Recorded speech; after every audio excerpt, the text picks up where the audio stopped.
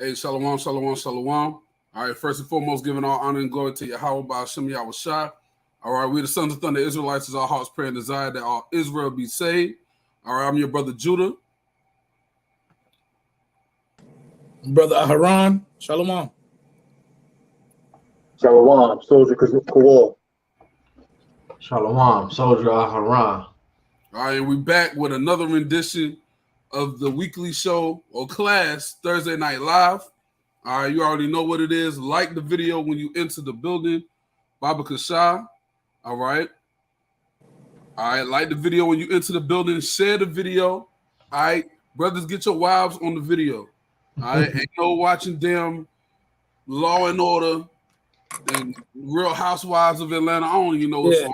I don't even watch TV. All that stuff, man. Get out of there. Yeah, get off of that.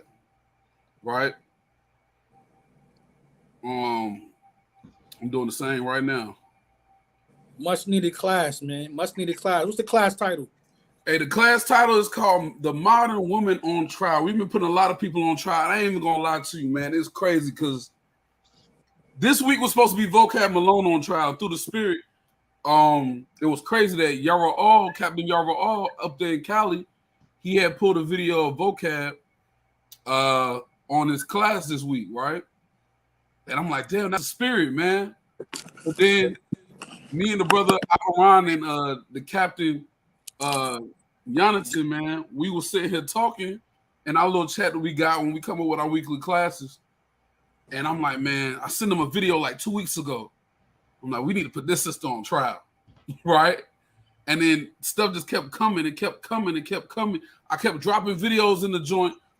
And then it's funny because Gorilla Hebrew, shout out to Gorilla Hebrew, shout out to Brother Sakari, man. You know what I'm saying? He did a class, it was Monday, I believe it was, about a sister. And I said, dang, man. I said, that's a spirit, so I'm going to do it this week. Man, we got a lot of good stuff coming, all right? We're going to put Vocab on trial. We're definitely putting Vocab on trial. Vocab is holding conferences on how to defeat the Hebrew Israelites on the street. Right. Now, if you know the Bible, you're supposed to know how to defeat us, period. You see what I'm saying? But there is no defeating us, man. Right. How you gonna defeat the Bible with the Bible? That's a fact, right? It's impossible. We gotta come to kind of understanding, man. Right. So we don't put together conferences and we all meet in one city and get go to a nice hotel where we get a conference room. You see what I'm saying? Hey, man. Hey, I was in that chat, man. That class was good, bro. But we don't rent no hotel room, and you know we sit there. Okay, this is how you defeat the Christians. And they charging people. Yeah, like you got to pay to learn how to defeat somebody with the Bible. You had something I don't want to go ahead. Come and this brother's whole doctrine, his whole claim to fame is surrounded by us. Stand on your own square, bro. Yeah, facts. That's true. Stand on your own square. Literally, I mean, does he make a video or write a book without us? Yo, you would never know his name if you would never know his name, because he wouldn't do this to the Catholics, right? He wouldn't do this to the Jewish man, right? He wouldn't do it to the Muslims. You know damn well he is not going to.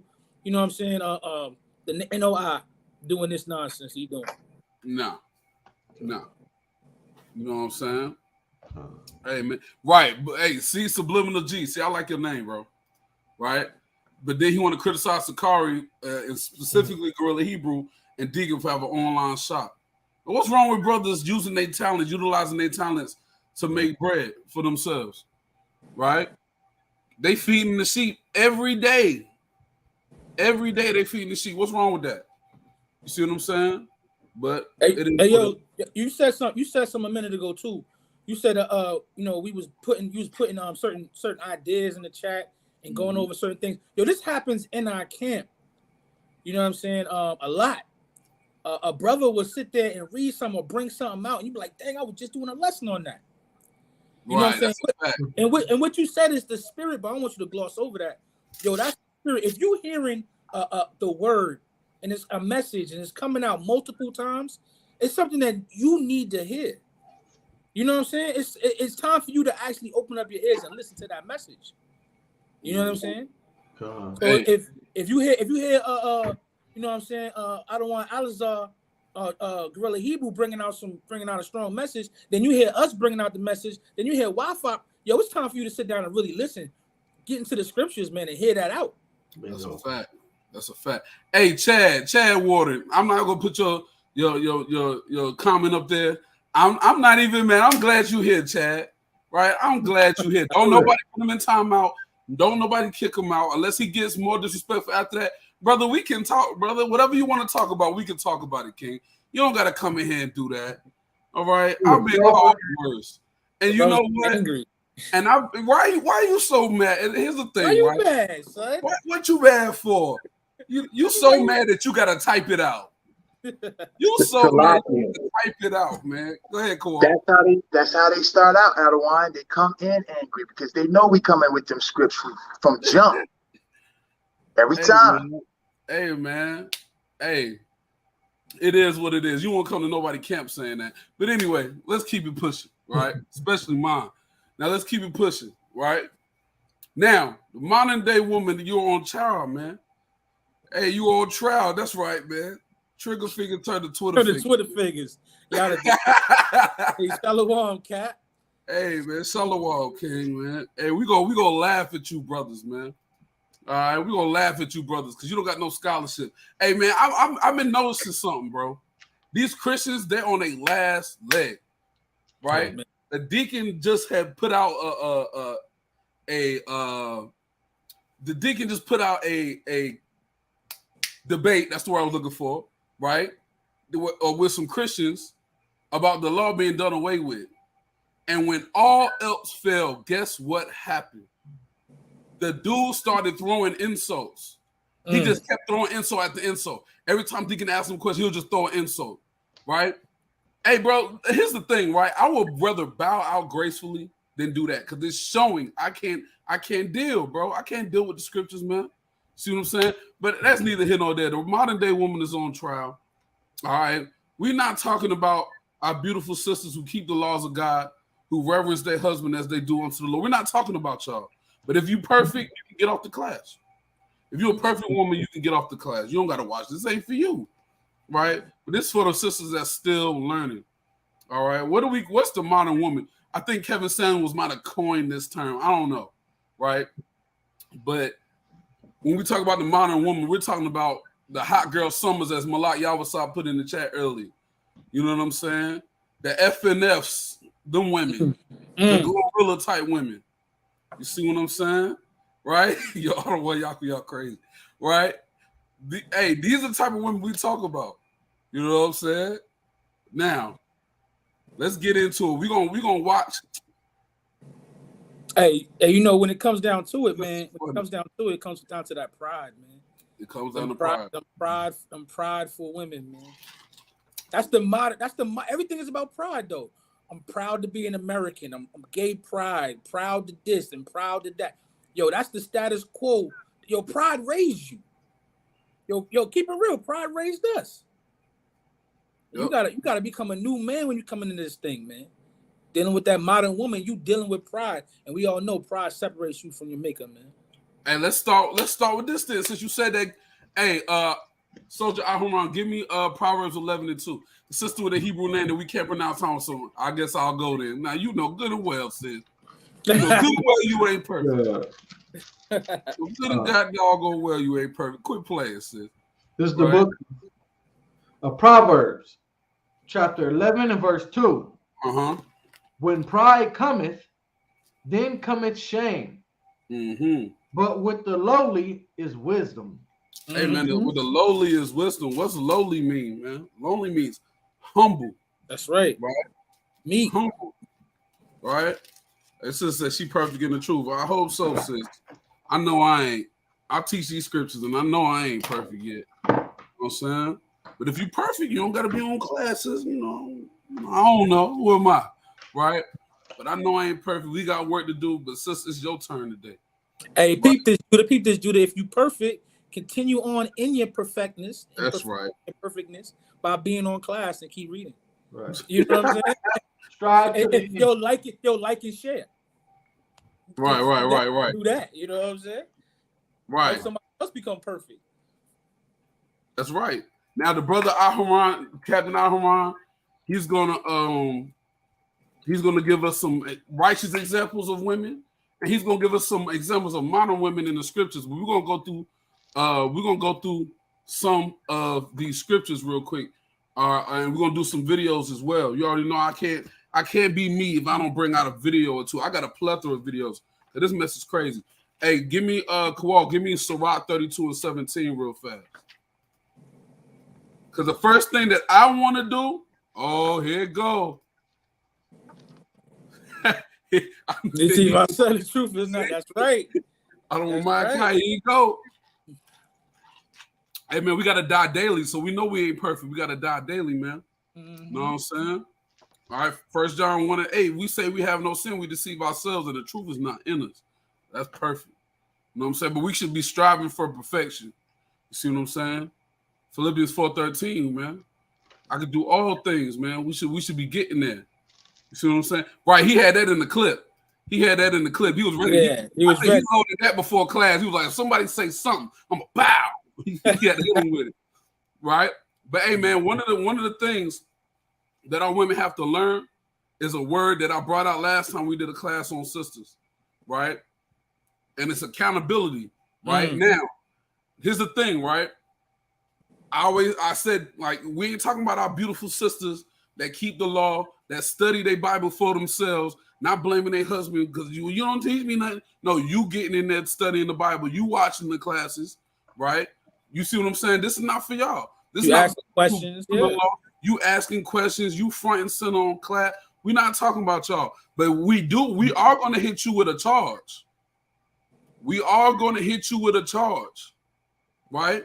Because we're talking about worldly women. And in order for us to get our people out of the world, brothers go out in the streets and teach. And y'all sisters are supposed to be the example, right? It's cool to say, hey, my husband is Soldier Kowal, you know what I'm saying, the SOT, you know what I'm saying? He be going out to DC and doing the work. It's cool to say that, sis. You see what I'm saying? That's real cool. But when the doors is closed, are you that same woman? Because it all looks good to say, I'm married to Aharon.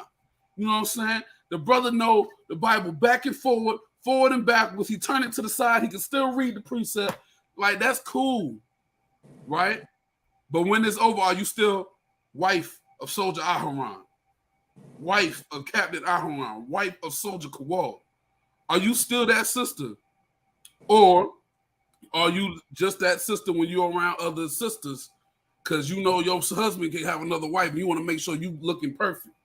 No, we're not going to be that. We're going to be the example for the other sisters. When they come to, we love pointing out our sisters when a woman comes to camp. And you say, you see these sisters? Look at them. They protected. They modest. They feminine. They in order. We love saying that. But are you just in order when that happens, or are you in order outside of that? And like I said, accountability is a word that a lot of women in the world and in the truth cannot accept because they've been raised not to have that. Let's get that in Sirach. Gosh, the book of Sirach, chapter 32 and verse 17. A simple man will not be reproved, but findeth an excuse according to his will. Oh, see, here we go. I see a sister, I hear it. Sister saying, hey, yo, it said a sinful man. It's talking about y'all. La. This is talking about all of us. Read it again. Time. A sinful man will not be reproved, but findeth an excuse according to his will. Says a simple man will not be reproved. What does that mean? He will not be corrected. Right? She will not be corrected, but will find an excuse, right? According to his will. What does that mean? I do that because you do this, right? You know what I'm saying? I did that because you did this. Yo, always an excuse. Always a reason behind everything. Always a reason, right? It's never, I did this because I'm off, right? Yes, it ain't never Salakia. Yeah, never that. Hey, Aharon, give me Sirach 26:23. Right? Before we get started into these videos. It's never that. It's never, you know what? I'm talking about the first time, not after a brother gotta explain it to you over and over and over and over and over for you to be like, yeah, well, I did do that and I understand. No, when you do something the first time, when are our sisters gonna start saying, Salakia, you know what? I shouldn't even did that. I'm acting in my emotions right now. Right? Go ahead, King. Let me add something in real quick before you get that. Mm-hmm. I'm gonna read it myself. The book of Sirach, chapter 21 and verse 6. You had this in your notes already? Nope, go ahead. I'm going off the spirit. I don't got no notes. All right, come on. It says, he that hateth to be reproved is in the way of sinners. So straight up and down, man, if you hate reproof, you sinning. Straight up and down. Yo, your salvation is at risk, man. If you hate to be corrected, if you can't accept correction, your salvation is at risk. But he that feareth the Lord will repent from his heart. That means, yo, if you fear the Most High, man, you see the error in your ways off rip. Yo, you got to accept it, and you got to change. Read verse 7, too. And verse 7, an eloquent man is known far and near, but a man of understanding knoweth when he slippeth. Hey, man. Hey, it said a man of understanding knows when he slipped. Like, yo, you know, I messed up. Yeah. Right? Bro, when I'm going through it, I've done this a lot. I've done this like my whole life. I don't know why I've done this. But since a child, I will get in the mirror and look at myself in the mirror. Because you can tell me I'm wrong. Aharon can tell me I'm wrong. Kawal can tell me I'm wrong. And I'll accept it. But until I look myself in the mirror and be like, bro, you tripping. I can't look. It's something about myself. I don't know what it is, bro. Something about myself. I can't look myself in my own eyes and be like, yo, you off. You tripping. You let somebody punk you at school. You look yourself in the mirror, bro, you a punk. You know what I'm saying? Hey, bro, because listen, bro, you got to live with yourself at the end of the day. When it's all over with, you got to live with yourself. It says, an eloquent man is known far and near, but a man of understanding knoweth when he slipped. Right? You got to know when you falling off, sis. You got to know when, hey, this ain't a time for an excuse. My excuse, bro, you can't get away. My excuses don't make a atonement for my sin for me. My excuse don't give me a free license to go off. Right? Hey, get that precept for me, man. We sitting at about 85 people. We normally at like 120, but we know what time it is. We doing a class on the sisters. They ain't gonna be in there. Go ahead. God, this is the book of Sirach, chapter 26 and verse 23. A wicked woman is given as a portion to a wicked man. But a godly woman is given to him that feareth the Lord. Hey, so sisters will say, see, I'm wicked because you wicked. See, God gave it to me, gave me to you because you wicked. So now, therefore, I'm wicked. Bro. Now, sis, the Most High, because you wicked, gave you to a wicked man. Just as because the man is wicked, he made you receive that wicked woman. It's twofold, right? Hey, because what does the Bible say? Give me Proverbs 20:24. It's the book of Proverbs, chapter 20 and verse 24. Man's goings are of the Lord. Nah, so that means females' goings ain't of the Lord, brother. Man's goings are of the Lord. It don't matter if you're a male or a female, man. Man's goings are of the Lord. Read. How can a man then understand his own way? Right. How can you understand your own way, man? The Most High will give you to a wicked man because you are wicked, because you are being wicked, because you don't want to follow his law, statutes, and commandments. He will give you to a wicked man. You see what I'm saying? Right? Male or female, man, he will get, bro, I'm telling you. And brother, because you going off, he'll give you a wicked woman. Right? Hey, read that 23. Go ahead. Read both verses. Go ahead. You can break it down, Aharon.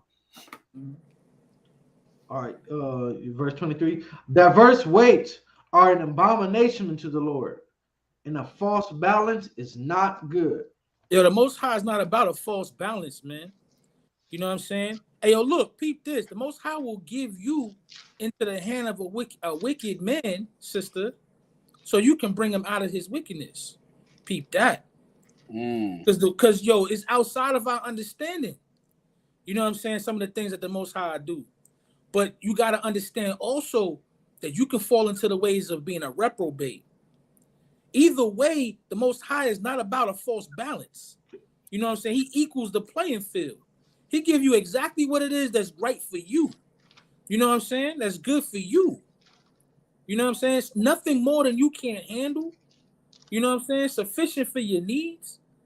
And sometimes we don't realize. We did a lesson the other day, and I don't want to go too deep into it, about seeing your blessings.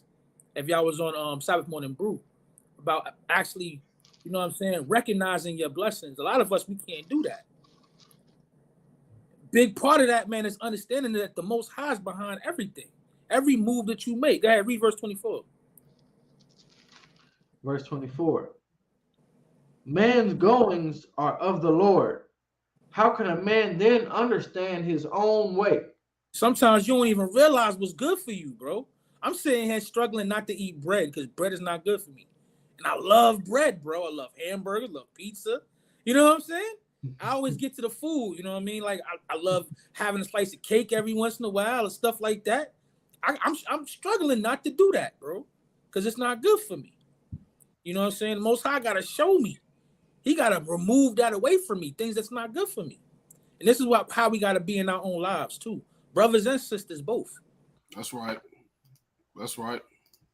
Hey, see, hey, there you go. So we're gonna get into a couple of these precepts, man. I mean these precepts. We're gonna get into a couple of these videos. You know what I'm saying? We started with accountability, so I'm gonna start here.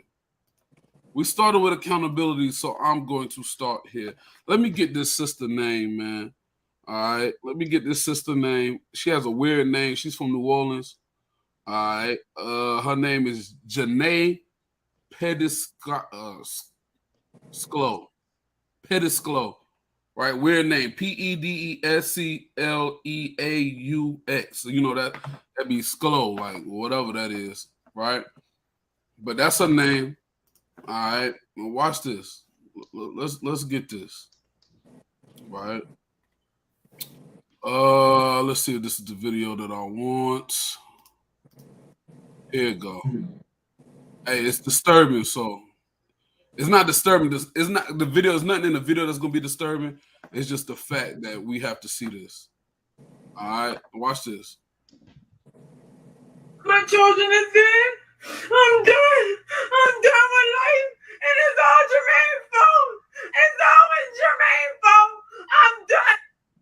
Let's play it again. My children is dead.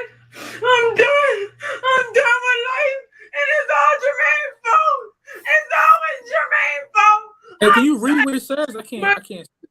It says New Orleans mother arrested after being accused of stabbing her two toddlers. One was 2 years old, one was 4. It says woman was reportedly upset that her baby's father filed for custody. Wow. And this is afterwards. You know, we got to go to Facebook Live, right? My children is dead. I'm done. I'm done with life, and it's all Jermaine's fault. It's always Jermaine's fault. Now listen, man. She proceeded to say after that, I couldn't find the video. I mean, I couldn't find the full joint where she said, I'm about to kill myself. I'm done with life, right? Now watch this. She said, my children are dead, right? I'm done with life. It's Jermaine's fault. It's all Jermaine's fault. It's always Jermaine's fault. Now here's my thing, right? Here's my thing. How is it Jermaine's fault that you decided to stab your children? How is it Jermaine's fault that you decided to stab your children? Right? If anybody got a precept or something to bring out while I find this, y'all go ahead. Oh no. I got a precept. That's crazy. Yeah, go ahead. One of the curses. All right, this is the book of Deuteronomy, chapter 28 and verse 56. Mm-hmm. The tender and delicate woman among you, which will not adventure to set the sole of her foot upon the ground, for delicateness and tenderness, her eyes shall be evil towards the husband of her bosom, and towards her son, and towards her daughter, and towards her young one that cometh out from between her feet, and towards her children which she shall bear. For she shall eat them for want of all things, and secretly in the siege and straitness, wherewith thine enemies shall distress thee in thy gates. So the point of this is the first part of the verse, man. You see another curse, not only that I will be evil towards our brothers, but that sisters will be evil to they men and towards their children. And it's a sad thing when a woman takes out her frustration with a man on the children. She used this as an opportunity to hurt the man. That's right. Was that Esau? Was that an Edomite? That was Eve's. That was Eve. That was Eve. That's what I know that name Jermaine. That name Jermaine. You know that's Jake. Yeah. That's her name is Janae. Whatever. It's Jermaine's fault. Yeah. You know Jermaine is Jake. But I'm saying I ain't heard no Edomite named Janae though. Her name is Janae. So I ain't never met no Edomite named Janae. Now look at her in her mugshot. Yeah, now she's crying. Yeah, she Jake. I mean, she Eve. Yeah, bro. Now she's crying. Right? Now, if you go on her Facebook page, you see what I'm saying? Yeah. You can find video of her in the club drinking with people. Like she was bugged. You see what I'm saying? Right? Now watch this. A New Orleans mother is accused of fatally stabbing her 4-year-old daughter and then posting a video to social media. Janae, whatever that last name is, 31, was arrested for second-degree murder in the death of her daughter. She is also facing attempted murder and the stabbing and wounding of her 2-year-old son. He's currently in critical condition. Right? Now, Salaki. Oh, I'm sorry y'all had to see that. That's Esau's body right there. Both were taken to the hospital where the girl died. The boy is in critical condition, police said. The attack occurred around 11 a.m. on Sunday. Right? So she was probably sober of mind during that. Like 11 a.m. on a Sunday, you probably not drunk, right? It says NewOrleans.com, whatever that stands for, reported that she posted a video to social media stating, "I'm done. My children are dead. I'm done with life." Police say the preliminary investigation indicates that this incident is guardian-related in nature, right? The children's father sued for joint custody in April, stating in court records that she was not stable or providing a healthy environment for the kids. So because this brother was doing what he was supposed to do and was going to court to get custody of his children, she hit him with one of those, if I can't have them, neither can you. Right? Accountability. Anybody got anything or any precepts real fast? Yo, that's crazy though, because how many of our brothers is dealing with that right now? Court issues, you know what I'm saying? Trying to get their kids, trying to do what's right. You know what I'm saying? And you got a sister right here, man, who rather kill off the kids than allow you to be able to raise them up and you know what I'm saying? And give them a life. Yo, what kind of spirit is on you? That's a demon, bro. That's a damn devilish demon. That's like one of them lower animal demons. You know what I'm saying? I'll tell you one thing. When she go to jail, she gonna get washed up. It's women in there wish they could have their children. Actually, you know that spirit that you're identifying is the same type of spirit where the woman tries to keep the kids away from the father and sends them up for child support and everything else. Yeah. And that same father is trying to do his best, like you were saying, Adawan, to take care of his kids and to be in his kids' life, but she'll use them as pawns. It's that same spirit, Adawan. Come. Let's get this precept, man. The sisters just posted a fire precept. And Job, we got to get it. Get the book of Job, chapter 39 and verse. Let's start at verse 12. All right, this is the book of Job, chapter 39 and verse 12. Matter of fact, start at 13. Verse 13. Gavest thou the goodly wings unto the peacocks, or wings and feathers into the ostrich, which leaveth her eggs in the earth and warmeth them in dust, and forgetteth that the foot may crush them, or that the wild beast may break them? You don't give them a good home life. You don't take care of your children properly, right? These sisters that would rather, you know, they'll let any type of men into their household that can mess with their children, especially when they have young daughters, man. You see what I'm saying? Right? They are unstable, right? And not leaving their children in a safe environment, like the brother who was trying to get his kids was saying. Go ahead. Verse 16. She is hardened against her young ones. She is what? She is hardened against her young ones. Read. As though they were not hers. She's hardened against her young ones as if they were not hers, man. Yeah, that's crazy. Right? Yeah. Excellent precept. See, our sisters be reading these scriptures, man. Right? So she was hardened against her young ones as if they were not hers, dog. It don't matter how you feeling. You kill your kids. And I got another one of a brother killing his kids, but it still goes back onto the sisters. Because there was a reason why I'm not even going to say there was a reason why he did it, because there's no excuse for that. There's no excuse for that. You know what I'm saying? Sister said, we scared of the Lord too, brother. I hear that, right? There's no excuse for killing your kids, right? But we're going to get into that. So she's hardened against her children as if they were not hers, man. You forgot that these are your children, man. Damn. The ones that you was in labor with for 24, 48 hours. The ones where you had to get stitches on over. Yeah. The ones that you breastfed and had to take care of and had to nurture for 9 months, 10 months in your womb, man, as Wisdom of Solomon says. She forgot that they were hers, Reed. Because God had deprived her of wisdom, neither hath he imparted her to understanding. Because he did not give her wisdom or understanding, man. He didn't give her wisdom or understanding. If you're mad that your baby's father is filing for custody for your children, you're crazy.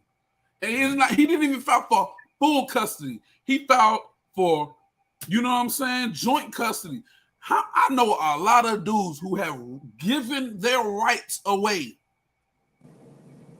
to a woman's boyfriend. What? Like, you can be my child's father. I know dudes that have signed over their rights. I know, bro, listen, I dated this girl. She had a child. The child father wasn't doing nothing. She put him on child support. He only had to pay like $16 a month. This brother didn't pay that. Yeah. Every time she checked the little card, you know what I'm saying? Because it ain't like you give the woman cash. Like the money, I forgot how it worked. Either the government puts the money on the card, you got to pay the government, and that's how they go get you. Or it's one of the two, right? That's how I go, right? Every time she went to go check, he won't paying it. You see what I'm saying? Wow. I know brothers who do that. You got a man that wants to be in his children's life. He cares enough about his children to file for joint custody, regardless of the reason. And you go kill your children, man. Well, we see the reason right there. She's crazy. She's out of her mind. And see, watch this, man. Right? My doctor said if I have my child, I may die. Right? I said, oh, well, if that's how it be, let it be. And she's 30 now. And I'm still here. All praises to the Most High, man. All praises. Right? All praises. You see what I'm saying? And so like it. Go ahead. I couldn't even be cool with no dude that don't take care of his kids. Like, fellas, if you got a friend, you're one of your homies, one of your brothers, whatever, that is not doing right by his child, and you know about it, and you still hanging out with him, going to the club, doing all of that, twice as bad. You need to check your spirit.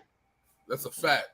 That's a fact. How you gonna say you for your people, but your homie over here is not doing right by his children? Or it's one thing if the baby mama, whatever. Yeah, you gotta make that attempt. If he neglecting his child and you letting them turn up with you, to me you a sucker and you ain't for your people. That's a fact, man. Right? Fact. Hey, Mo3 said Hey, you already know where I'm going. Mo 3 has some lyrics, right? He said, my partner was taking care of his kids. I told him he had to man up. I would be wrong if I didn't say nothing. See what I'm saying? I don't know. I can think about all my friends, right? First of all, I don't really got no friends in the world. All my friends are the truth, if you want to keep it funky, right?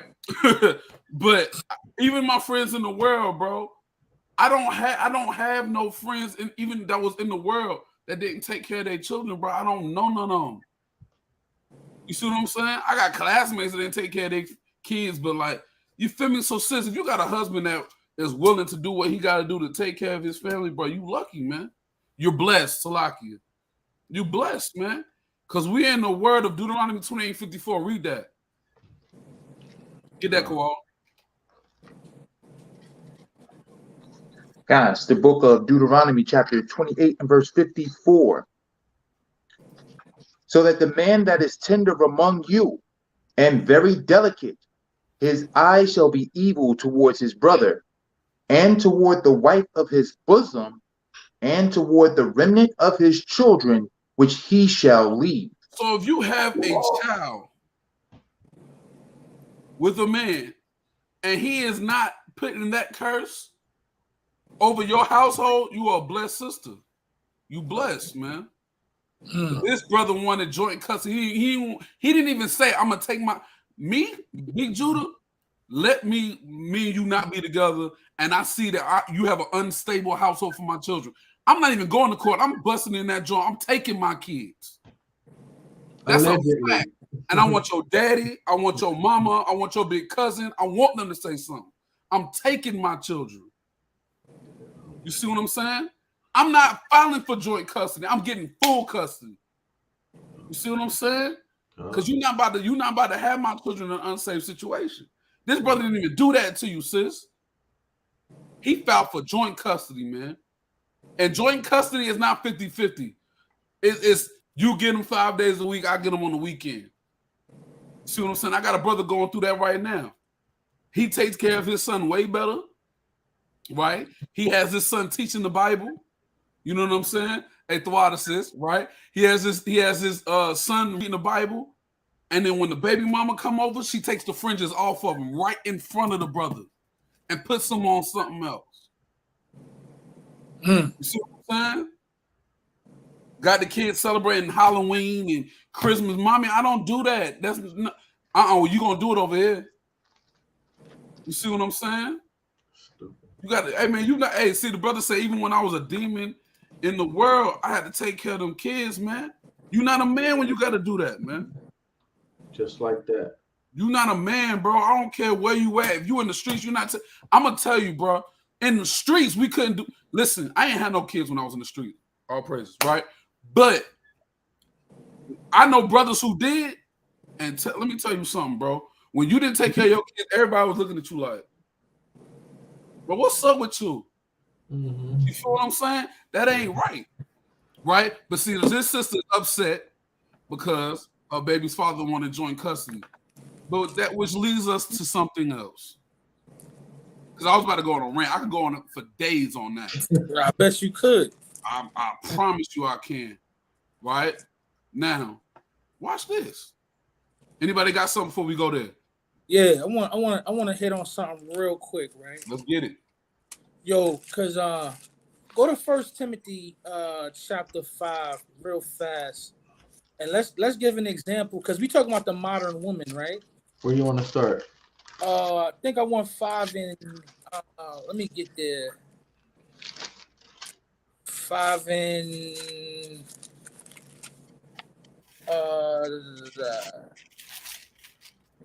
6. No, I don't want that. I want the actual opposite. This is talking about the widow, right? This is talking about a older woman. Mm-hmm. And this is the opposite. This is how a woman's supposed to be. A modern woman today, they don't care. They do what they want to do, but this is how a woman's supposed to do. Read from verse 10. Hey, we need the whole 5 and 6 though, because we're gonna get that. Yes. Right. Yeah, we're gonna get that. 6 is that's cold. We're gonna get that in a minute, though. Go ahead. God, all right. I mean, shoot, if you want to get it now, we can, because I kind of wanted to hit on 8 on what you had talked about earlier too. Let's go. Let's just start at 5 then. All right, 5 and 5. Man, let's man, we can really start up further than that too. Let's just start at verse 2. Yeah, verse 2. So why not just start at verse 4? All right, this is the book of 1 Timothy, chapter 5 and verse 2. The elder women as mothers, the younger as sisters with all purity. Yo, the reason why I started right there is because our women's supposed to be as mothers, man, and as sisters, in purity and in love, man, bringing that truth to those people who they over. You know what I'm saying? You want to kill and take a life because you having some baby daddy drama? Or on the opposite side, brothers want to do the same? Yo, that's wicked as hell, man. You deserve to be destroyed. Man, what does Christ say? Touching one of these little ones is like, you better off putting a millstone around your neck, man, and go drown in the sea. Don't go in the water somewhere. You know how hard it is for someone to drown, how painful that is to drown? Yeah. You know what I'm saying? That's a horrible death. That's why waterboarding is so crazy of a punishment. Mm-hmm. You know what I'm saying? It's a horrible death, man. Go ahead, Reed. Honor widows that are widows indeed. So what we're talking about right here is the widows, but we want to honor all of our sisters who are sisters indeed, who are mothers, who are daughters, who are sisters, who are, you know what I'm saying? Who are doing what they're supposed to do in righteousness, man. Okay? All right. But if any widow have children or nephews, let them learn first to show piety at home and to requite their parents. For that is good and acceptable before God. So it's not even about if any woman has a child, but if I got nephews, look, if you a sister who's been around the camp, your children is her children. Mm-hmm. Like, that's my nephews, those are my god babies. These are the people I care for. You know what I'm saying? Because it becomes a family. Not even just a camp, because we talking about nation building. How many times we've been bringing that up? I don't want to have been heavy on that. Nation building, man. You know what I'm saying? So everybody got to take, what Judah say, responsibility. What's the word you used earlier? Accountability. Everybody got to take accountability of our family, man. You know what I'm saying? Mm-hmm. Yeah. Now she that is a widow indeed and desolate, trusteth in God, and continueth in supplications and prayers night and day. Hey, yo, bro, when you got them spirits on you, sis, when you don't know where to turn, man, you better pray. Man, you better not put that kid to death. What the heck is wrong with you, man? Or go take them kids somewhere, or tell them somebody to pick them kids up until you get that spirit up off you, man. Yeah, man. You gotta fight that spirit with all you got, man. You gonna take. What if somebody did that to you? What if somebody did that to you? Now you would no longer be here. Your kids would no longer be here. You wouldn't have had those happy moments in your life, those tears and those laughs. You know what I'm saying? Yeah. It's crazy, man. We're not even thinking. It's a like it. Yeah. A lot of times people just don't want to sacrifice their lifestyle for the kids. They just like, no, I'm trying to chase some dream and chase some other BS.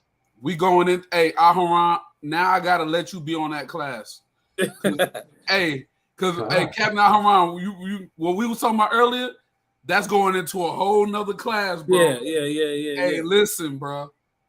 What you saying is facts. Mm-hmm. We gonna get into that, man. Cause somebody else going on trial, man.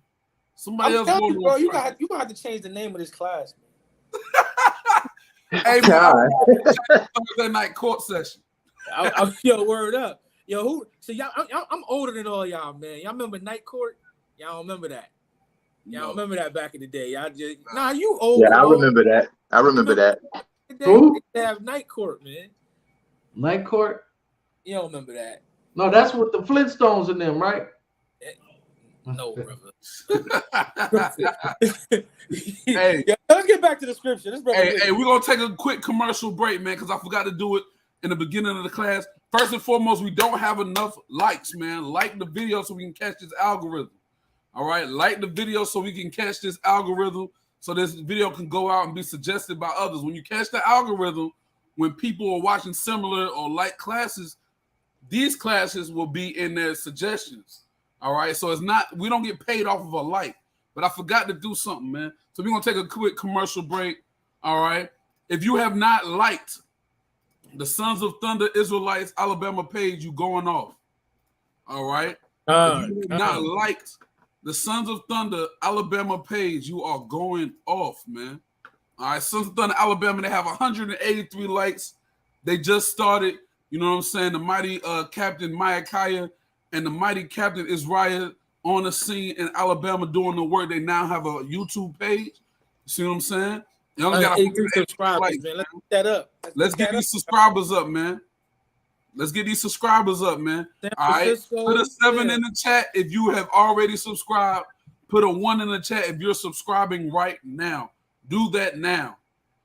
All right, do that right now. Let's get these likes up on this video, and let's get these subscribers up on SOT Alabama. All you got to do is go on the regular SOT page that you're watching right now. Go to the home page, scroll down to other SOT channels.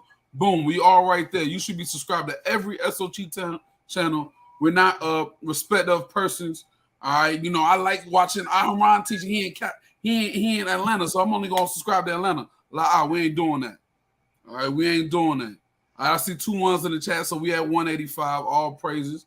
You see what I'm saying? We're not doing a respect of persons. The Bible speaks against that. If you are a supporter of SOT and the work that we're doing, you need to go ahead and like that right now. All right, so boom. Now let's go. Hey, yo, let me tell you something real quick, man. Wow, the only person I seen who know what night court is in the chat was Adawan Micaiah. What's up? What's up? None of y'all remember that show back in the day? My brother's got AARP cards. That's right. You gotta be 40 plus to know that, huh? Yo, Ottawa, don't be trying to cloud us to be doing these shows, Ottawa. Y'all got AARP cards and stuff like that. Wait, did they have color TV back then? Nope. Now, we used to have the long antennas. Yo, let's get rabbit is. All right, let's get into it now. So we was talking about the sister, right? We were talking about the sister, right? She was upset that her husband, her baby's father wanted to get joint custody. He cared enough about his children, right? He cared enough about his children to get joint custody of his kids, right? But then you have sisters, right? Then you have sisters like this, right? Let's go to it. Then you have sisters like this. Let's see what this sister was saying, right? Let's go. I'm there we go. That's good. That's good. Let's do it like that. It says, no woman plans on being a single mother. Let's see what this sister says. Right. Now, mind you, we just said that this sister was upset because her baby father wanted joint custody because he felt like she wasn't adequately taking care of his children. Let's see what this sister had to say. So what's your end goals? Like, what do y'all want to be? Do you guys want to be somebody's wife? What do you want to be? Well, sometimes I don't really know if I necessarily want to get married. You want to have kids? I do want to have kids, but I'm not sure if I want to get married. You want to have kids? So I want to have kids, but I don't know if I want to be married. Right? How? I'm not going to say the word. How a word backwards is that? That's why I'm going to put it like that. Backwards as hell. I want to have kids, but I don't know if I want to get married. Keep going. But you don't know if you want to get married. So that means that you're planning to already bring this child into it and have a deficit in their life, right? So the sister made an excellent point, right? She's telling this sister without telling her, look at this sister face. Ooh, right? She's telling the sister without telling her, so you're already going to have that child at a deficit. Right. You're already going to have that child in a messed up situation. Why? Because children need their fathers. Nah. Salakia. Go ahead. The modern woman say that children don't need their fathers, they need the government. They need their fathers to pay child support. Yo, listen, man, the old ways is out the window. The way things are instructed. Yo, somebody get the order, man. Get 1 Corinthians 11:3. The order of things, man, has been thrown out the window. That's why we're trying to go back to the old ways, but the old ways are not good enough to some people. Don't go back to them old ways for what? You know what I'm saying? They want to live today. They want to live free. Then the other brother get 1 Timothy 5 and 6. That's perfect segue into for what you're saying. Go ahead. This is the book of 1 Corinthians, chapter 11 and verse 3. But I will have you know that the head of every man is Christ, and the head of the woman is the man. Stop right there. No way. What? Who says this? Where's that? Yo, no. No. The woman is the head of the man. He runs the household. He gives out the money. She runs the household. She gives out the money. She tell the man what he can and can't do, what he can and can't, how he can move, how he can dress. She does all of that. In today's society, the new age woman, you can't tell me. I want to curse. You can't tell me nothing. That's what we dealing with today, man. The modern woman, man. Yo, look. I don't want to get married. I just want to have a baby. You're a hoe. You're a whore, man. How many dudes you want to have babies by? Hey, Salakia Adawan, you know what? This kind of reminds me of that lesson that Adawan y'all were always teaching in regards to the effeminate reaction to correction. Yeah. Women don't want to be corrected. They want to do whatever in the world it is they want to do. They don't want to have no man up over them, a man that is actually guiding them in righteousness and in the truth. They don't want to hear that. They just want to live like you said for today. That's that effeminate reaction to correction, Adawan. Mm-hmm. Yo, this is the behavior when we came out of Egypt, man. Yo, literally, this is the behavior that we had going, like in Egypt, we learned this behavior. This is a learned behavior. You know what I'm saying? Because our foremothers wasn't like this. We went into Egypt, they started getting loose. You know what I'm saying? And we was going to talk about that earlier. We was going to talk, man, matter of fact, we're going to talk about this later. If brothers don't know who the Pontifer's wife is. Y'all know who that is? I know not y'all, but in the chat. Who could tell me who the Pontifer's wife is? In the chat. Who was the verse or the person that she went against? Who knows that? In the meantime, can I pull this precept? They like, huh? They don't know. Go ahead, read your precept. All right, I'm not taking you too far from where we at. Go ahead, read your precept. All right, yeah, it's just a quick one. And mind you, this precept can be repeated. I bet you on every point that we're going to bring up tonight, this precept can be repeated. This is the book of Proverbs, chapter 14 and verse 1. Every wise woman buildeth her house, but the foolish pluck it down with her hands.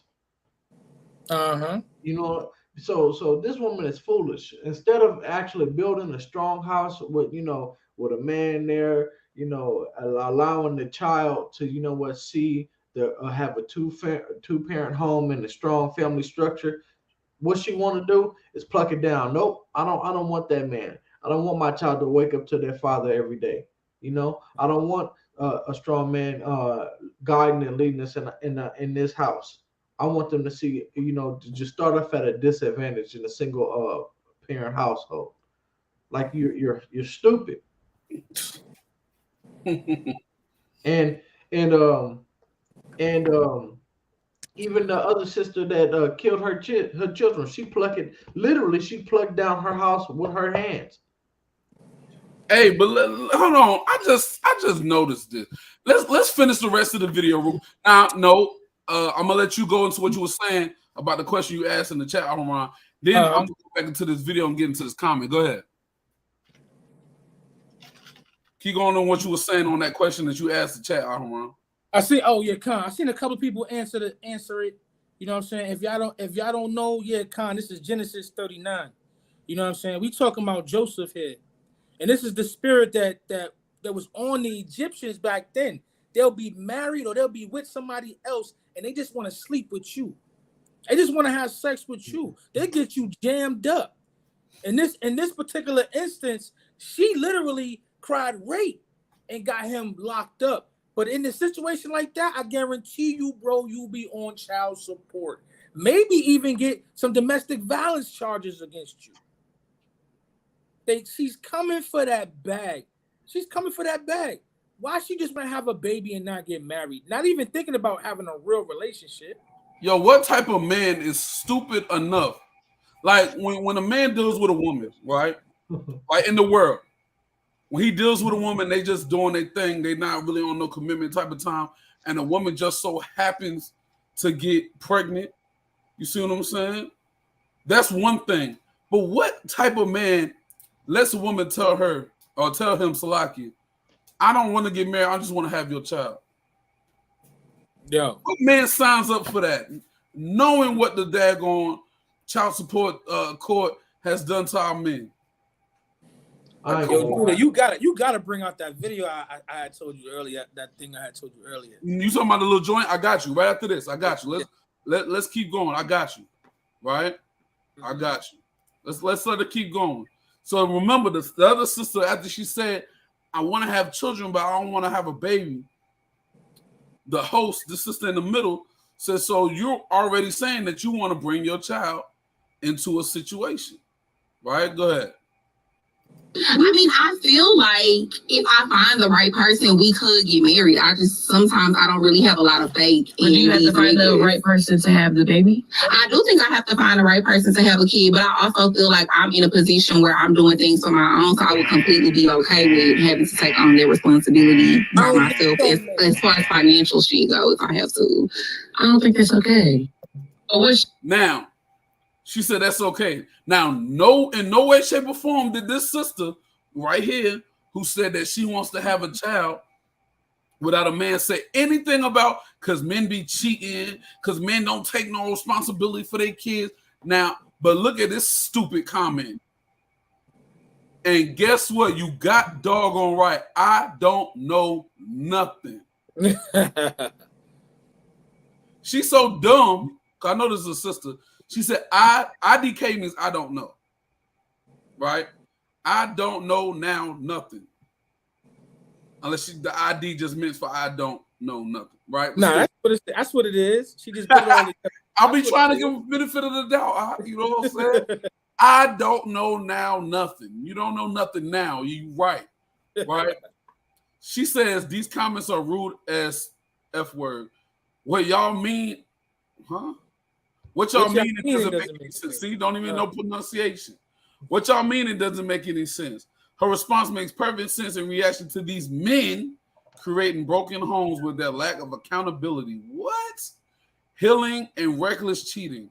Congrats, y'all got women picturing raising kids alone. So when you dip, it's not a shock or devastating to the household. Now, did that sister say any of that? The sister didn't say that. She didn't say none of that. She just said, I can picture having children on my own because I'm doing well financially and I can take care of a child on my own. She didn't say because these dudes be cheating and they ain't and da-da-da-da. She didn't say that. But here go a woman. Here go a woman not taking accountability for what the dumb stuff the sister said. And there it go. Right? Somebody say something real fast. Give me that first Timothy 5 and 6. I don't mind you break it down. I'm gonna get what you want. I don't mind. Get that. 1 Timothy 5 and 6. All right. This is the book of 1 Timothy, chapter 5 and verse 6. But she that liveth in pleasure is dead while she liveth. She do what? Read that again. But she that liveth in pleasure is dead while she liveth. Hey man, yo, you living in pleasure. The pleasure, first of all, the pleasure of sex, obviously, the carnal desire, you know what I'm saying? The pleasure of you being able to have the ability to have authority over the man to take away the child. You know what I'm saying? Knowing that you have that, You know what I'm saying? I'd rather just have a baby with you, and I could just raise him by myself. What do you mean? That's my child. Yo, without my seed, you would have no child. Right. Yo, women forget this point. We hold these children all of our lives. You know what I'm saying? Like literally, sisters, you incubate our sperm into children. All praise to the Most High for giving y'all that ability, man. We love y'all for that. But the fact of the matter is, man, we holding these children our whole lives, man. And what we want when you put it in her, that's how it swims. Yeah, you know what I'm saying? Like we putting our seed into you. But do y'all act like we play no part? Y'all act like it's purely pleasure, and a lot of us are just bank accounts, like we're credit cards. You know what I'm saying? You know what I mean? Hit the Cash App. Yeah. You know what I mean? Now you rent in groceries and that's it. You know what I mean? For a lot of brothers today, man. That's the modern woman's mentality. Yo, this goes all the way back to Esau. You know what I'm saying? But the fact of the matter is, you're dead if you're dealing straight in your pleasures, man. Now, what is this sister right here talking about? I had to get your name in there, bro. You not getting away, Queen Vivian. Yeah, I had to put your name in there. I'll read this, man. Yeah, read that, man. If DNA confirms the baby is not yours, it doesn't change the fact that you must take the responsibility of the baby. Stop right there. Stop right there. Yeah. Hey, wait, because we gotta break this down. What she's saying, because I've seen this a long time ago, but I don't want to brought it back up. We have to break down what she's saying, right?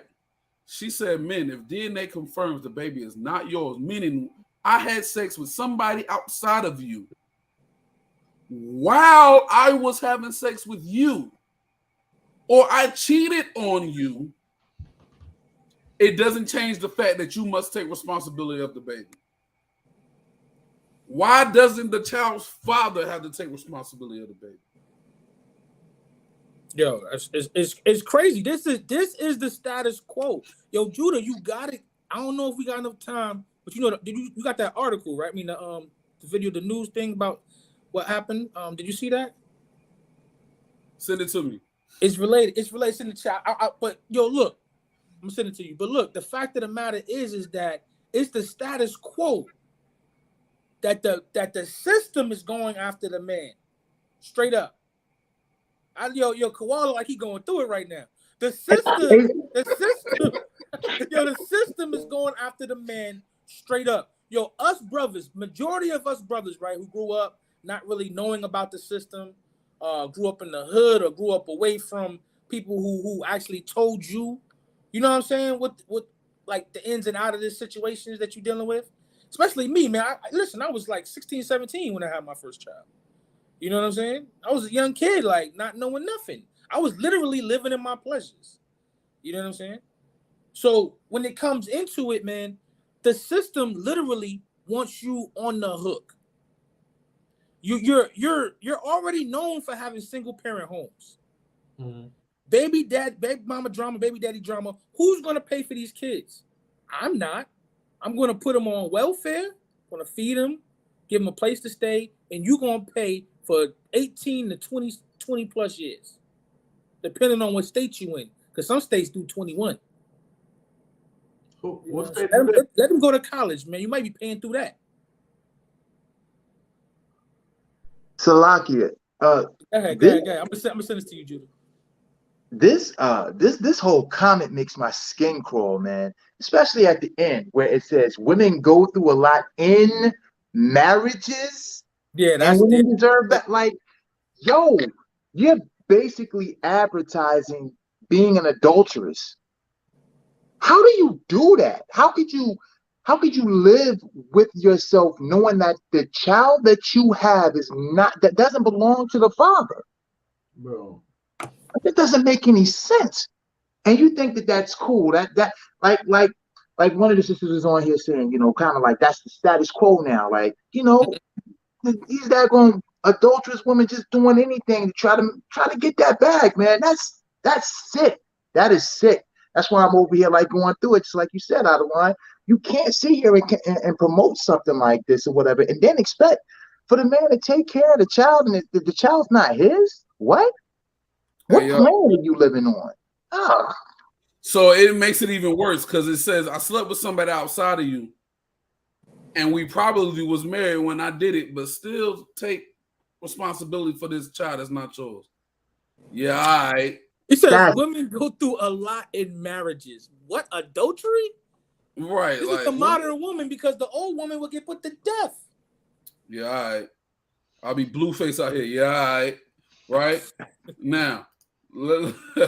Now, right? Let's get what Aharon wanted. I thought you was talking about that, but that's a perfect segue. Let's keep going. Yeah, that same sister will tell you to sign the birth certificate and then put you on child support for a child that's not yours. Right? Yo, yeah. Yo, brothers is tired of this. This is the, like I said, this is the status quo. You have a baby, you have a child, right? You sign that birth certificate or you sign any kind of paperwork, not realizing what's happening.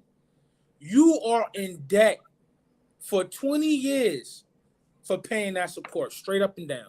It don't matter. They don't have to give you a DNA test a lot of places. You got to request it or have lawyers in a lot of situations, man. Facts. You can't just take your baby like, all right, so I got the baby today. No. I can't just pay you and be like, hey, you know what? Go get some Pampers, go get some milk. Here, some money in your pocket to feed the baby. I can't do that. That will not count to child support. No, I'm saying like, all right. So if I'm wondering if this child is mine, when I'm hanging out with the baby, when I have custody of the baby, I'm gonna do a saliva swab, and I need to go and check that DNA. It won't hold up in court. It won't hold up in court. Why? You gotta have mad lawyers for that. Yeah, it gotta go through this. Everything gotta go through the system. I can't even work out a deal with my baby mother or my wife in a divorce type of situation. I can't even work out a deal with her and get it notarized and be like, yo, listen, we're gonna work out this deal and we're gonna co-parent in this kind. You can't do that. It won't not hold up in court. The judge gotta approve everything. Esau, the man, he has to approve everything. Yeah, all right. Hey, look what the Sister Jones said. She said, because they don't want to submit to their husband. I love my husband, and I will submit. She said, my husband is dead. Be thankful if your husband is still here. This should be an eye-opener for a lot of sisters, man, because you be giving your husband hell. You don't be reverencing your husband. You don't be submitting to your husband. You talk to your family about your husband. You talk about your husband in general. You see what I'm saying? You always giving your husband hell. But if your husband left this house tomorrow and got in a car accident and died, you would be feeling sick. Especially, I'm telling you, you will realize that all that mess that you was nagging about won't even worth it. All the stuff that you were saying, you wish you would have that back, man. Yo, I don't know, Judah, man. Some sisters, man. First Timothy 5 and 6 again, right?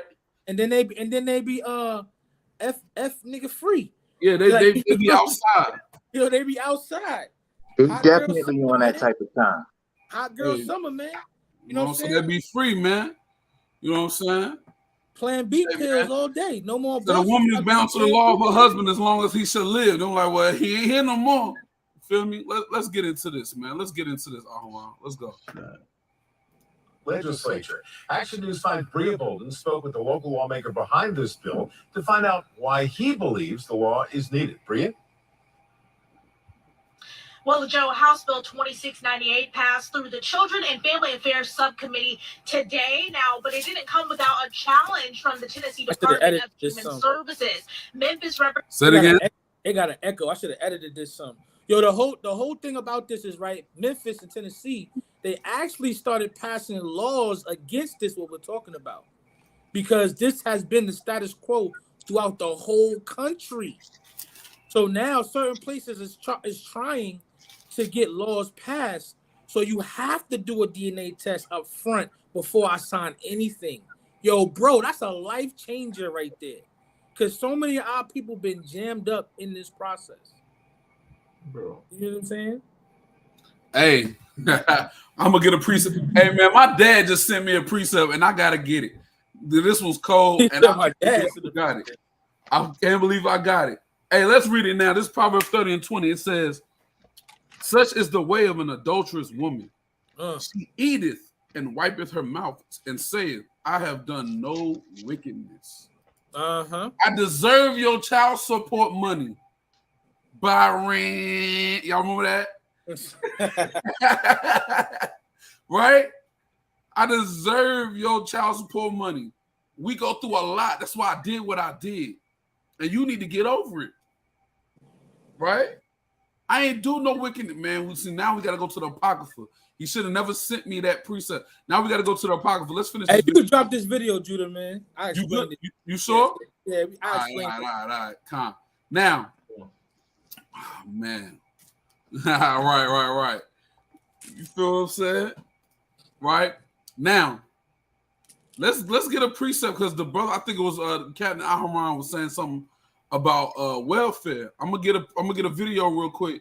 We're gonna go through a few precepts, but we got some more videos we gotta go into because we're giving examples of this modern day mentality, man.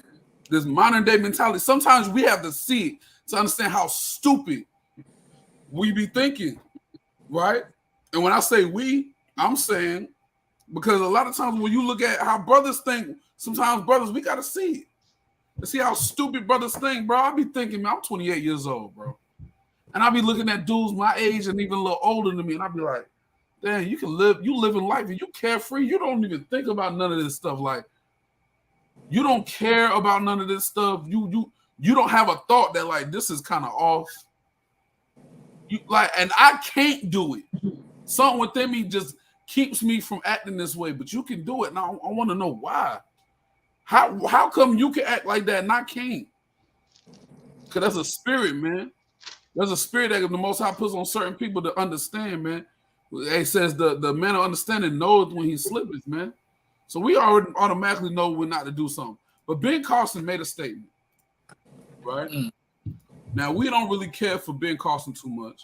You see what I'm saying? Because, he was on Trump's, team or whatever. But he said something, and people were appalled by it. But the brother, I think it was Brother Aharon, Captain Aharon, said something about welfare. It was one of them, said something about welfare. And we need to see what Ben Carson said. And let's see if we agree with it or if we don't. Watch this. Let me back this up, Slaki. When you look at what the Black community has been through, go all the way back to slavery. It was the family, the strong family units, and the faith in God that got people through that. They got people. Now he was talking about slavery. Now he said it was a strong Black family unit and faith in God that got them through it. I believe that, right? Keep going. Well, through Jim Crow, through severe segregation, through all the difficulties. But what really had a negative impact was when the government came along and said, there, you poor little thing. I'm going to take care of all your needs. And started implementing policies that were destructive to family formation. Those are the things that have hurt the Black community. Now, I actually agree with that. That's a fact. Because what happened with welfare, the man couldn't be in the home anymore. Right. The government became the father. Yep. They would lose it if they found the man. They came around, they seen the man in there, you're gonna lose it. You're out of here. You're gone. There was an old video I seen a while back when I first learned about welfare. Right, Salaki. When I first heard about welfare, it was an old video. There was a knock on the door. The father was taking care of the household, buying them things and this, that, and the third. There was a knock on the door. They looked through the peephole. It was the white man. They knew it was the welfare dude. They had a whole system of how they was doing it. They put stuff under the couch cushions. They threw the TV behind the recliner, put stuff in the closet, all the nice clothes, and then they sat there like they had nothing. But why? Because when the welfare system came about, you couldn't have nothing. You see what I'm saying? The man couldn't buy you. If they found out of that, you were out of there, bro. They found out about that, you were gone, right? And this is, you know, they've made the welfare system the modern father. They've made the welfare system the modern day father, right? And it's giving our women a mentality. It's giving our women a mentality. Let me see. What's that precept? Yo, grab Ecclesiastes 7:7. Somebody. Yeah, somebody get that, and I'm gonna get this other precept. All right. You know, we read this precept all the time, but sometimes we don't really read it right. This is the book of Ecclesiastes, chapter 7 and verse 7. Surely oppression maketh a wise man mad. So we read that right there and be like, yo, oppression to make you mad, make you upset. But nah, it's really saying, yo, oppression to make you go crazy. Oppression will make you go crazy, man. Oppression will actually make you start loving your oppressor. Start making you go crazy. Start going deeper and deeper down the rabbit hole. Start accepting the ways that he's giving you. Because read the rest of that. And a gift destroyed the heart. Oh, I got an apartment. I got food stamps. Yo, I got a 76-inch TV. all of child support and my tax return. And I got some Gucci flip-flops. You know what I'm saying? Yo, I'm balling. Yo, man. Now you living exactly how they want you to live. In what we talked about the other day, Aharon, in the projects, which is just an experiment. Right. In a rat maze. Rat race, man. You know what I'm saying? Yeah. They want to see how you and your kids are going to turn out. I got a precept to go with this. Uh-huh. All right. This is the book of Exodus, chapter 23 and verse 8. Uh-huh. And it reads, and thou shalt take no gift. Now, mind you, where is this? Where is Exodus? In the law. It's a law. Uh-huh. It's a law, right? And thou shalt take no gift, for the gift blinded the wise and perverted the words of the righteous. You see right there? So when you can make wise decisions, you're going to be perverted. You're going to be blinded. You know what I mean? And that's why it's a law that says, man, don't take no gift from these heathens. Don't take no gift from these other nations for the people that, you know, wish not well on your Zion. Why? Because it's going to blind you and it's going to stop you from doing the things that you need to do for yours. Because you're going to be looking out for a handout. That's right. That's right. Hey, man, let's get Sirach 26 and 12. Nope. Let's get Sirach 26 and 7. Nope. Let's get Sirach 26 and 6. This is the book of Sirach, chapter 26 and verse 6. Uh-huh. But a grief of heart and sorrow is a woman that is jealous over another woman.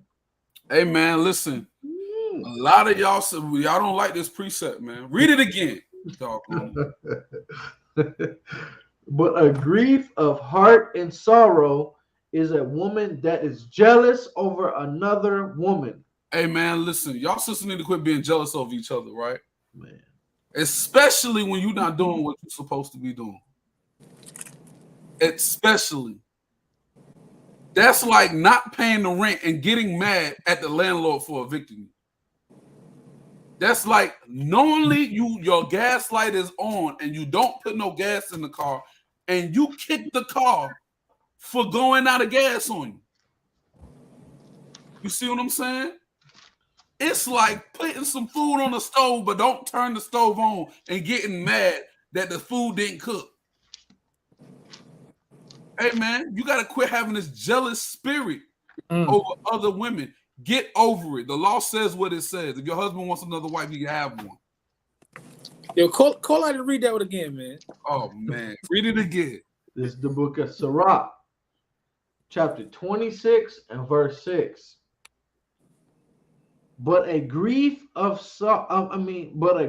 heart and sorrow is a woman that is jealous over another woman. And see, Aharon didn't want to read that again. He's scared. He started stuttering. Yeah. Read it again. Read it smooth. He's stuttering. Yeah, what's going on, man? God, this is the book of Sirach, chapter 26 and verse 6. But a grief of heart and sorrow is a woman that is jealous over another woman. Hey man, there's no point in you being jealous of another woman, having that grief of heart, man. Get out of the way of Babylon, man. Get out of Babylon. See, y'all love, I can wear the diadems or whatever they call it. Y'all can wear the nose jewels that connect to your ear, and y'all can have the tinkling jewelry and the, you know what I'm saying? Hey, Paul Gonzalez, you can definitely take this link and get on here and get cut up with these scriptures instead of calling brothers clowns. You can do that, but you won't. Anyway, they can have the ankle jewelry, and you know they can have all of that. And Paul, come on alive, Paul. You want a link, Paul? Just say yes. I'll send it to you. They can have all of that. You know what I'm saying? They can have all of that. Did you know that when we was in our glory, we wouldn't suffer our feet to touch the ground? You know what I'm saying? Right, see, look at the sister. I was on board until he said something about another wife. Look, this sister crazy. Right? Hey, man. Love our sisters, man. Right? What we talking about here? We talking about the modern woman. The modern woman. That's what we talking about here. We trying to live by the scriptures. You know what I'm saying? And listen, multiple wives is not for everybody. You know what I'm saying? Right. It's not. But it's the fact of the matter is, it is lawful. That's just a fact. And guess what? This one even part of the class is just going into the precept that I want, but I'm getting it from that point. But we got to keep reiterating that, sis. You love the tradition of being an Israelite woman, the most beautiful woman on the earth, the most sought after woman on the earth. Went and suffered her foot to touch the ground, right? You love that. You see what I'm saying? However, Paul, don't post nothing else until you say yes or no, I want this link. All right? You know what I'm saying? Y'all love that, but when it comes to, you know what I'm saying, having all the traditions of an Israelite man, or your man having all the rights of an Israelite man, you see what I'm saying? Then, I don't know about that one. Hey, Paul won't accept the link. Hey, y'all put tomatoes in the chat for Paul. Put tomato, boo, tomato, boo, right? You see what I'm saying? Now he's talking about gangster. Anyway, let's keep going. That might be Captain Malachi scoffing. You gotta watch Malachi. Malachi be scoffing. Tomato, boo. Keep going. Read. All right. Verse 7, right? So this is the book of Sirach, chapter 26 and verse 7. Mm-hmm. An evil wife is a yoke shaken to and fro. Bro, let's think about a yoke, man. On the majority of Israelites signs, they have the yoke with the 4 iron rods going each way. Let's just think about that, man. You're going shaking to and fro. It's a yoke, man. Let's think about how that feels. Right, go ahead. Boo. He that hold of her is as though he held a scorpion. Hey, man, come on. Go ahead. A drunken woman and a gatherer abroad causes great anger, and she will not cover her own shame. The whoredom of a woman may be known in her haughty looks. That got to be Malachi. Go ahead. Hey, look, them laughing emojis. Right, that got to be him. Read. Hey, you know the thing about it is, man, we believe in Christ. And Christ would not condone, you know what I'm saying, a woman, a majority of the modern day women, man. You know what I'm saying? He would not condone this, straight up. So if brothers is teaching against the actions and behavior patterns of a modern day woman, why you got a problem with it, man? It's definitely Malachi. He said, go check yourself before you wreck yourself. Boo. Read that again. Keep reading. Hey, read that last one you just read, man. God. Let's just start at verse 9. Verse 9. Call it again. This is the book of Sirach, chapter 26 and verse 9. The whoredom of a woman may be known in her haughty looks and eyelids. If thy daughter be shameless, keep her in straightly. And that's for you brothers, man. You got a daughter that you can see. She out.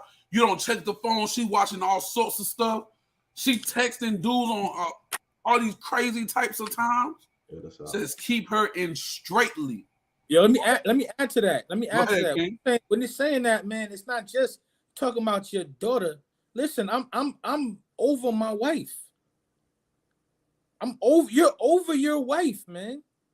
You have the right to check her phone. Brothers scared of that. Wives is dipping. You got the right to say, yo, who you talking to? You know what I'm saying? What you been doing? Who you been with? Don't let a sister tell you ain't got the right to ask you that. Yeah, you got to keep her in straightly. It's gonna keep going about how the whoredom of a woman would look. Why do sisters want to keep on with these big old eyelashes? I don't know. When you got scriptures like this, man, you be known by your eyelids. I be like, man, you know what the scriptures say? You be known by your eyelids, man. I don't want to get into my sisters, man. Go ahead, read. read 10 again. All right. Lest she abuse herself through overmuch liberty. How far you want me to go? Let's keep going to let's keep going through 12. Yo, you read that though, right? She abused herself with overmuch liberty, man. She'll have this liberty, you know what I'm saying? And what she gonna do? It's gonna talk about what she gonna do. Read verse 11. Verse 11. Hey, hold on, wait, Paul. If you not an Israelite that's just acting like Edomite, why are you using KJV 16:11? I ain't never seen no. Hey, we know who that is. Go ahead. Read. Watch over an impudent eye. Uh-huh. And marvel not if she trespass against thee. Go ahead. She will open her mouth as a thirsty traveler. What's she gonna do? She gonna open her mouth as a thirsty traveler. Uh-huh. When she has found a fountain and drink of every water near her. By every hedge will she sit down and open her quiver against every arrow. Hey man, that means she gonna be hoeing out here. Salakia. Right.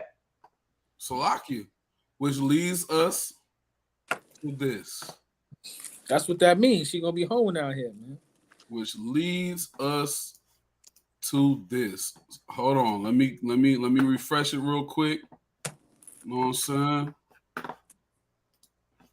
Which leads us to this. Now, if you follow me on IG, you seen this on my story. All right, watch this.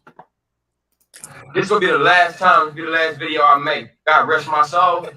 Wook, Ovia Foreman, you are responsible for your part in this too.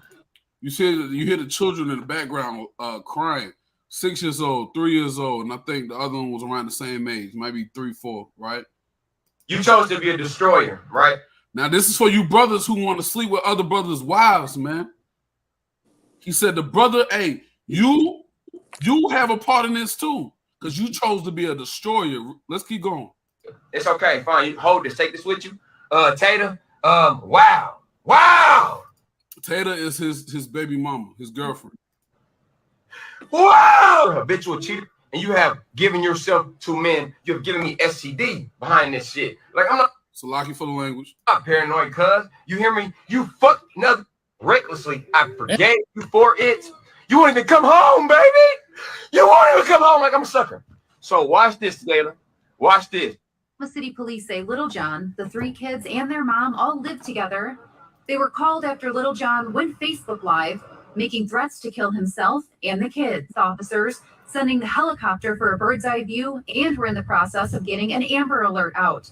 But that call came in just minutes too late. The vehicle the man was driving pulled up into a neighborhood and parked at 411. This would have been about 3 minutes before police were notified. So 3 minutes before police was notified, the brother, he parked in the neighborhood, killed himself and his 3 children. He killed himself and his 3 children. right? Sisters, you can't be playing with a brother's mental health, man. Why am I saying that? Well, it's like I said earlier, there's never an excuse for somebody to take out their own children. Never an excuse, right? But this brother has been broke down mentally, had forgiven his woman multiple times of sleeping with other men. Multiple times. Received an STD from the woman, right?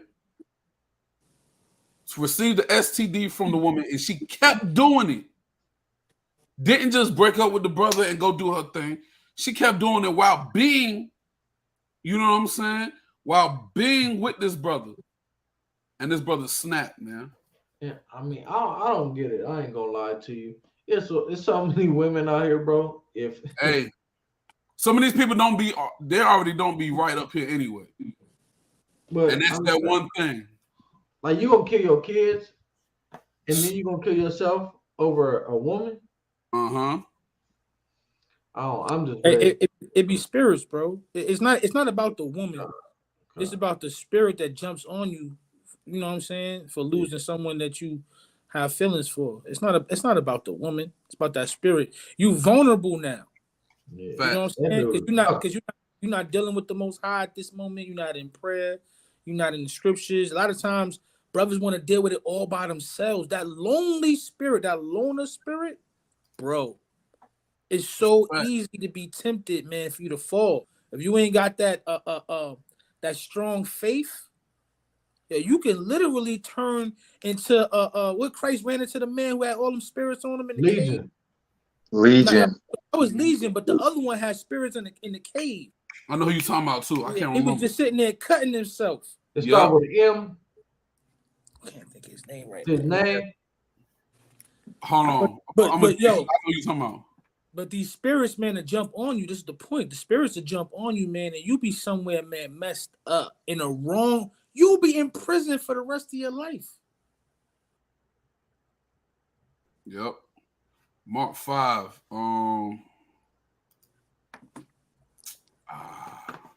What's his name? I don't know if I remember his name. I think he just said he came off a ship and then he met a dude in the cave. I was about to say I don't know if his name was even. I'm sitting here reading the account, but yeah, the point still remains, man. A lot of these people have spirits on them. You see what I'm saying? They have spirits on them, and that one thing makes them crack. You see what I'm saying?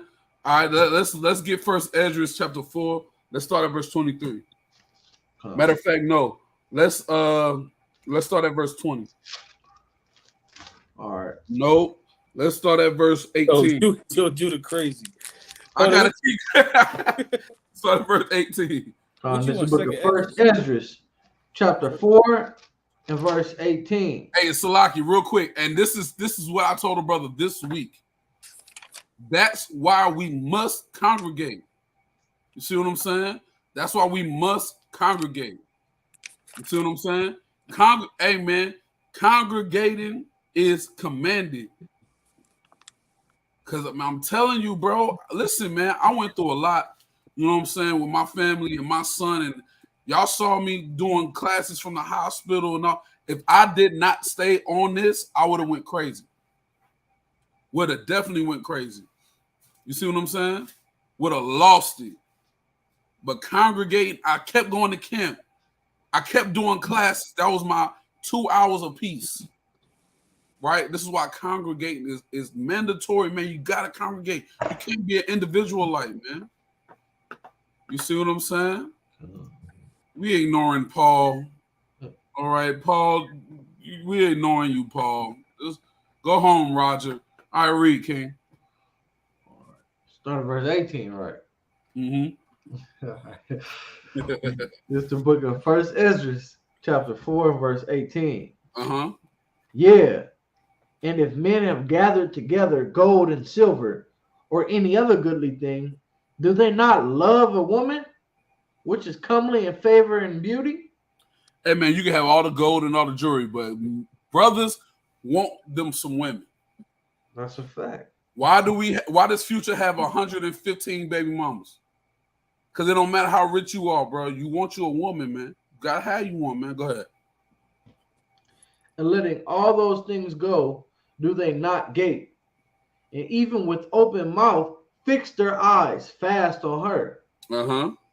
And have not all men more desire unto her than unto silver or gold, or any goodly thing whatsoever. So, bro, this is why you have homeless dudes with a wife.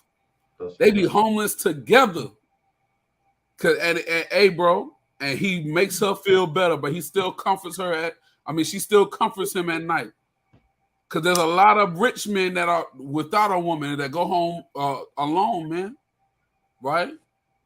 So, without the silver and gold, you know what I'm saying? All of that silver and gold they have, don't they still want them a woman? Keep going.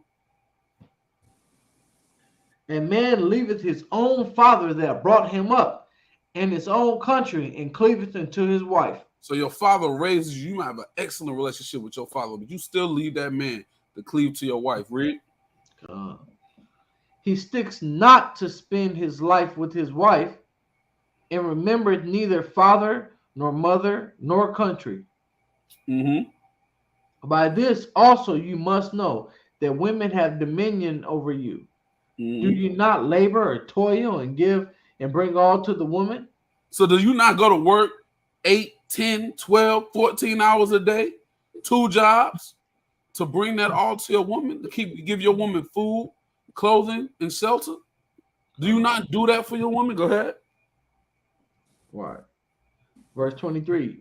Yeah, a man taketh his sword and goeth his way to rob and to steal and sail upon the sea and upon rivers and look upon the lion and goeth in the darkness.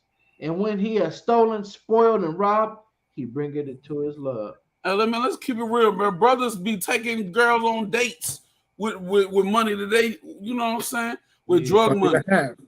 With money that they use to daggone, you know what I'm saying, they don't rob somebody and they go take it to their girl, man. I ain't gonna lie, bro. I don't did it. I ain't even gonna hold you.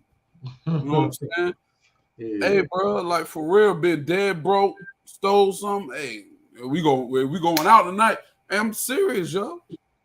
You see what I'm saying? Hey, but let's think about Esau, man. He goes and kills a bear and then takes the fur and makes his wife a jacket with it. You feel what I'm saying? They go through much lengths to give to their woman. Read.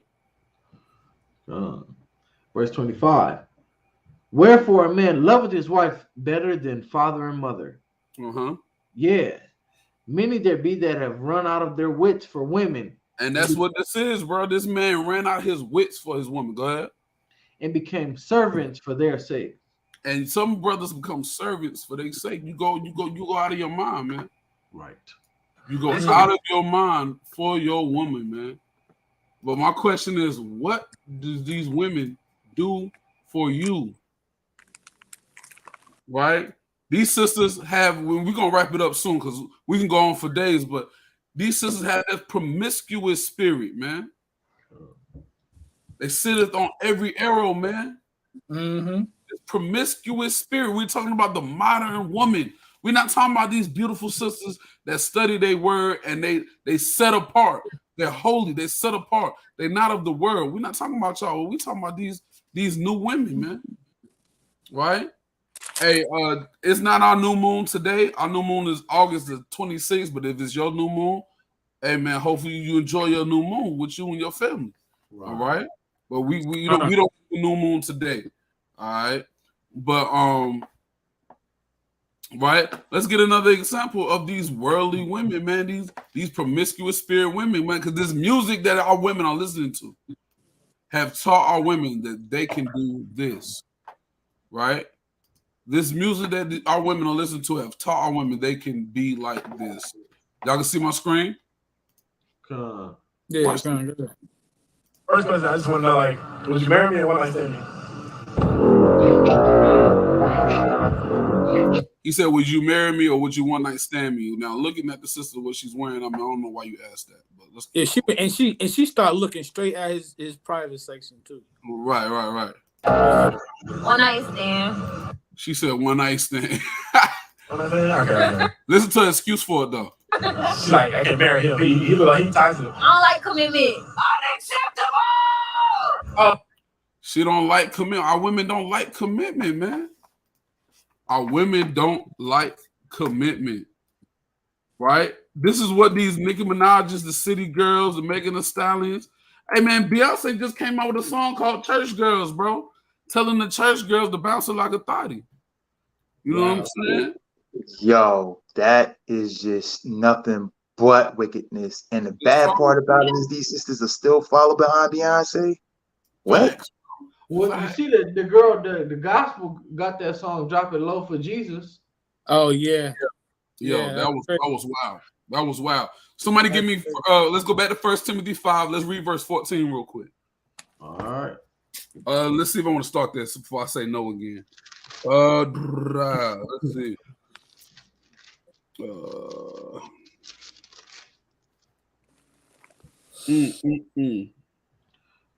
Shit, right. Should we start at 13 or should we go? What you want to hit? What point you want to hit? I really just want to hit 14 for real. All now right. we just listened to a sister. We just listened to a sister say she wants to have a child but doesn't want to marry. And this brother said, "Hey, would you marry me or would you one night stand me?" She said, "I would one night stand you." Right? Mm-hmm. Read that. Let's just read the point. Let's get the point. All right. This is the book of 1 Timothy chapter 5 and verse 14. I will therefore that the younger woman marry, bear children, guide the house, give none occasion to the adversary to speak reproachfully. For some are already turned aside after Satan. Read 14 again. I will therefore that the younger woman marry. The Bible says, I will therefore that the younger woman marry. Read.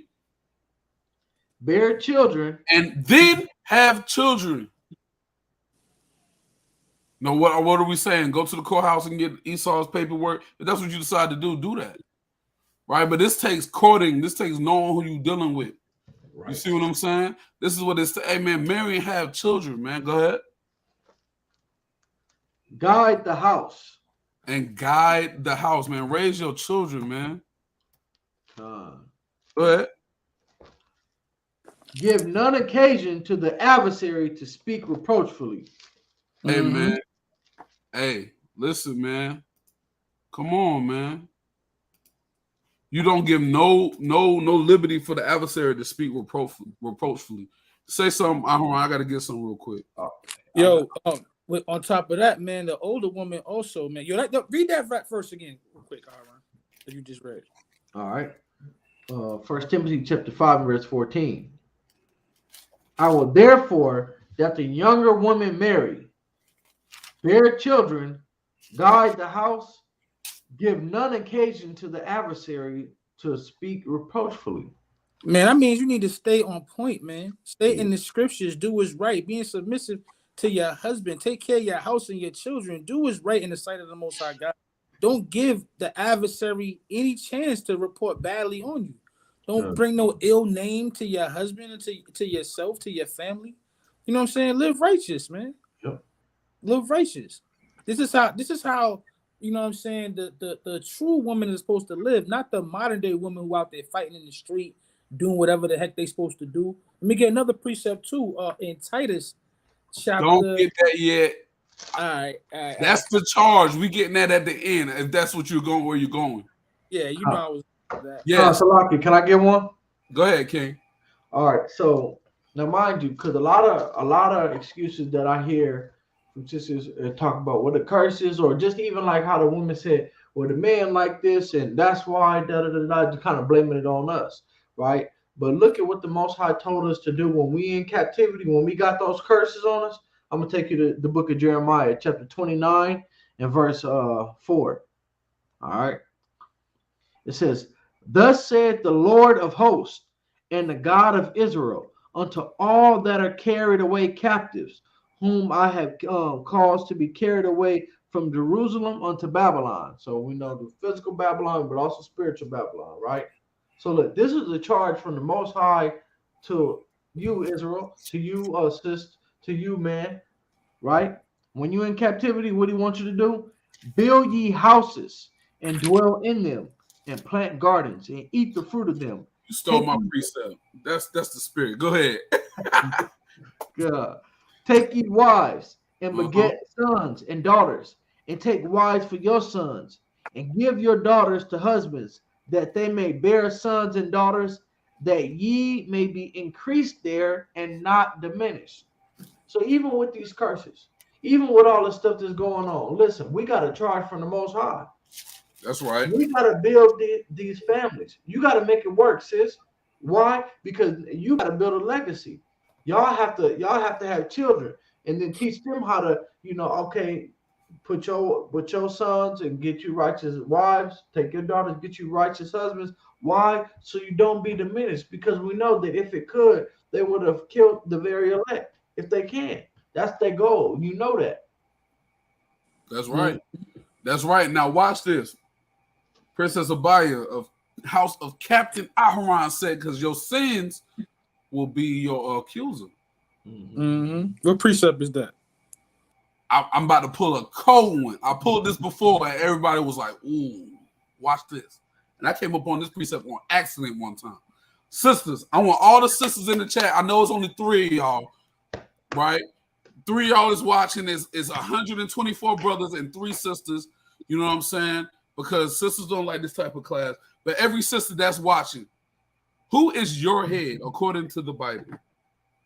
Who is your leader according to the Bible? Matter of fact, who has rule over you according to the Bible? Brothers, don't say nothing. I'm gonna give you some time. Go ahead. Let's get this chat going. Look at this. She don't like that. Look at this. Right? Now, technically, this sister is right because she's unmarried. Right? But let's just say you were married. Who is your head? Who has rule over you? Who has rule over you? I want all. Don't be a sister that ain't trying to type nothing. Type it in the chat, sis. We're using the hypothetical. If you're unmarried, let's just say you are married. Who would be the person that has rule over you? Right? There we go. She got specific with it. Right?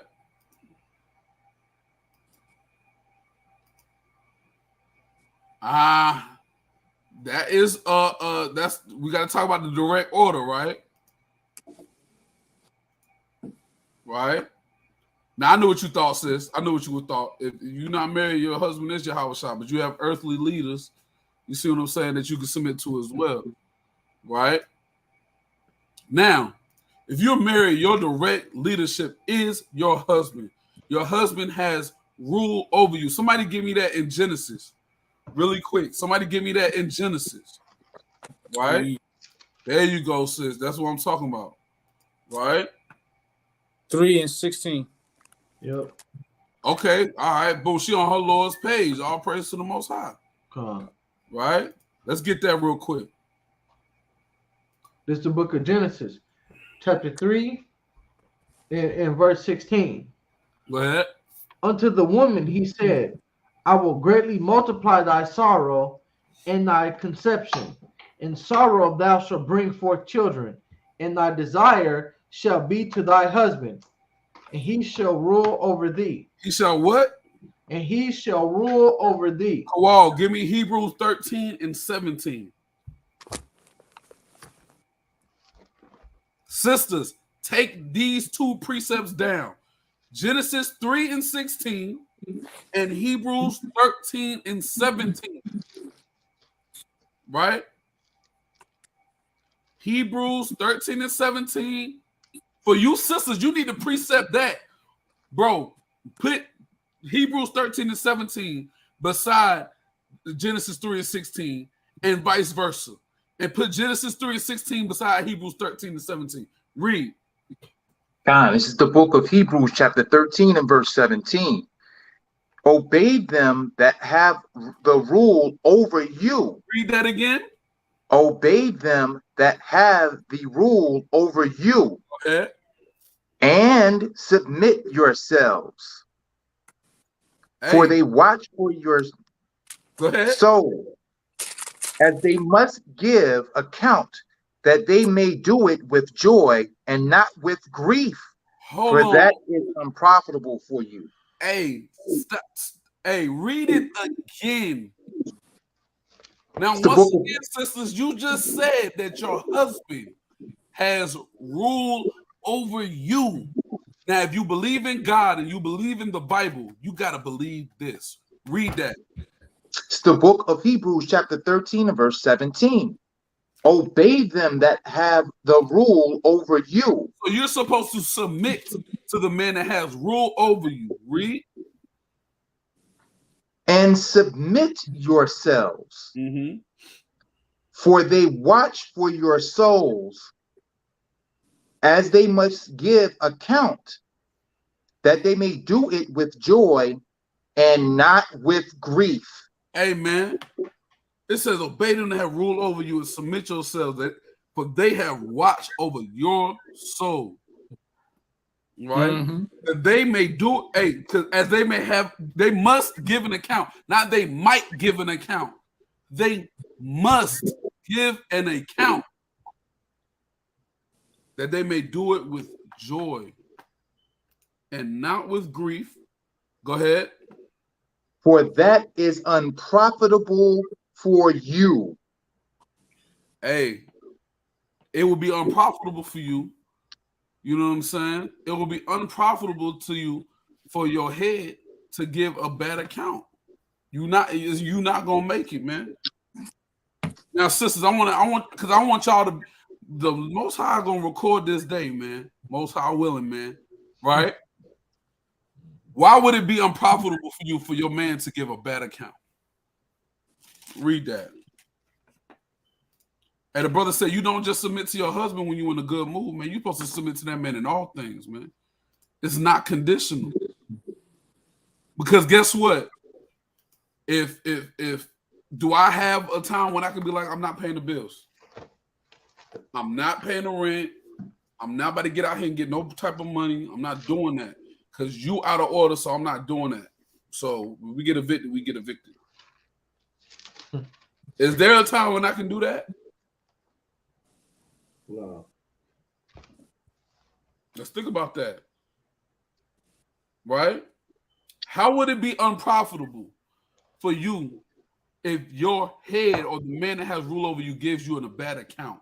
Gives a bad account for you. Let's just think about this in the grand scheme of things. How is it unprofitable?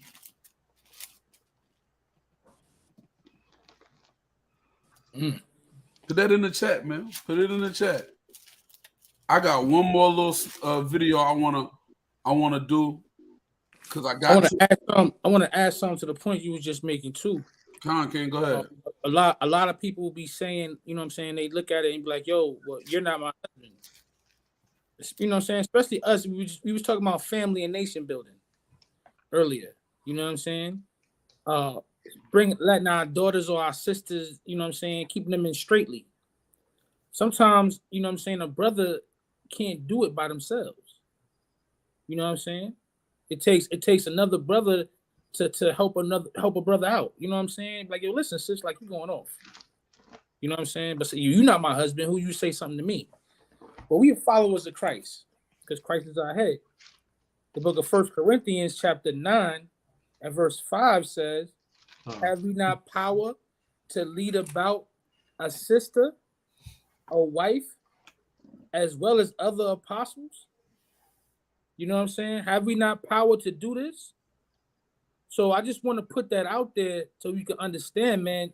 We trying to the best of our abilities to serve the Most High, man. You know what I'm saying? And be in subjection to Yahushua and righteousness. Hey, listen, sometimes we go off. Mm-hmm. Sometimes we do. You know what I'm saying?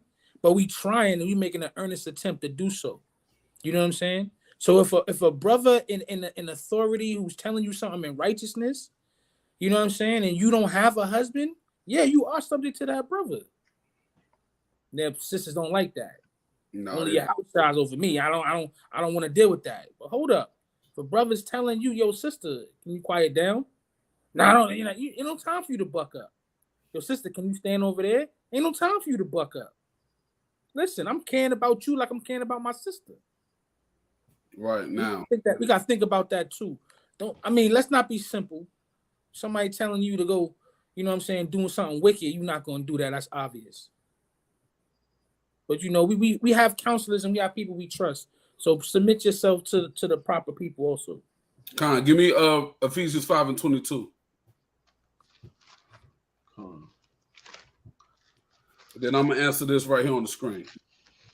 Yep. All right, this is the book of Ephesians, chapter 5, verse 22. Wives, submit yourselves unto your own husbands as unto the Lord. Hey, you're supposed to submit to your own husband as unto the Lord. I ask this question all the time. Sis, if Yahweh was standing right here, or the Heavenly Father, oh, this is a cut. Listen to this. Never embarrass your man. You're supposed to protect that man.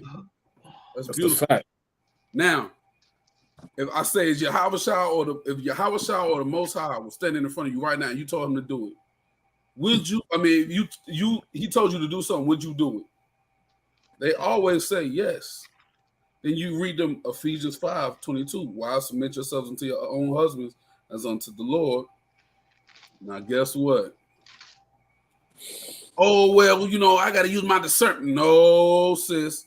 Unless he's telling you to break the law, you're supposed to submit to that man. Period. In all things. But the modern woman has an excuse according to her own will. Now, Joseph said, I agree with that. Are you not supposed to submit to who rules over you? When did your head say it was okay to be a whoremonger and collect many wives? Brother, you will have to show me in the Bible where it says having another wife is whoremongering. Yeah, because being a whoremonger is making someone into a whore. Sleeping with women and not marrying them.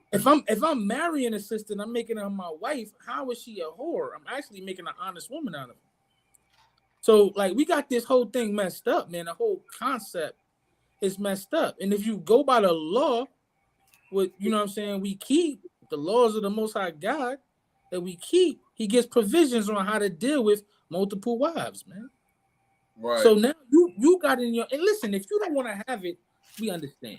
Like I said, it's not for everybody. I said that earlier, didn't I? You did. It's not for everybody, man.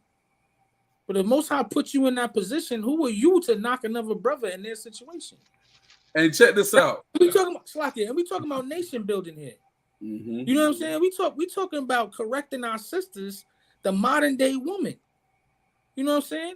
You one of them brothers. It seems like, because Slakia, if I'm going off, but it seems a lot of brothers be wanting the woman to be over them. You know what I'm saying? They want to subject themselves to the woman. Because this is like a feminine idea without you going into the Bible and actually studying what the law says on having multiple wives. You making a statement like this. So Salakia, if I'm wrong, because I don't want to make it seem like I'm getting on you, but it's a feminine. It seems like it's a feminine way of coming at brothers. Hey, and check this out, right? Proverbs 18:22 says, "He who finds a wife findeth a good thing." Right? Now, it says, "And obtain the favor of the Lord." It never said it's a hard thing to find. Right? It's a good thing to be married, right? But we can also go, right, to Proverbs 31:10, because it doesn't say that there either. It says, "Who can find a virtuous woman?" Right. It did not say who can find a woman. Because, hey, what they say in the hood, women come a dime a dozen, brother. There's plenty of fish in the sea, brother. You see what I'm saying? It says, who can find a virtuous woman for her price is far above rubies? Because there's more women than men in the Bible. Guess what? There's way more worldly women than virtuous women. It's more. Because guess what? It says narrow is the way, man. Right? 2/3 must be cut off and die, man. That includes women too, brother. right? Show me a Bible verse that says we cannot have multiple wives, Joseph. Nobody said that you should have multiple wives. I specifically said multiple times that it's not for everybody. What right? You don't. There's no law that says you cannot have multiple wives. So you hold on real quick, brother. I'm gonna let you get in there. You're saying a lot of stuff with no Bible. Pull me a matter of fact. Give me the book of Romans. Right?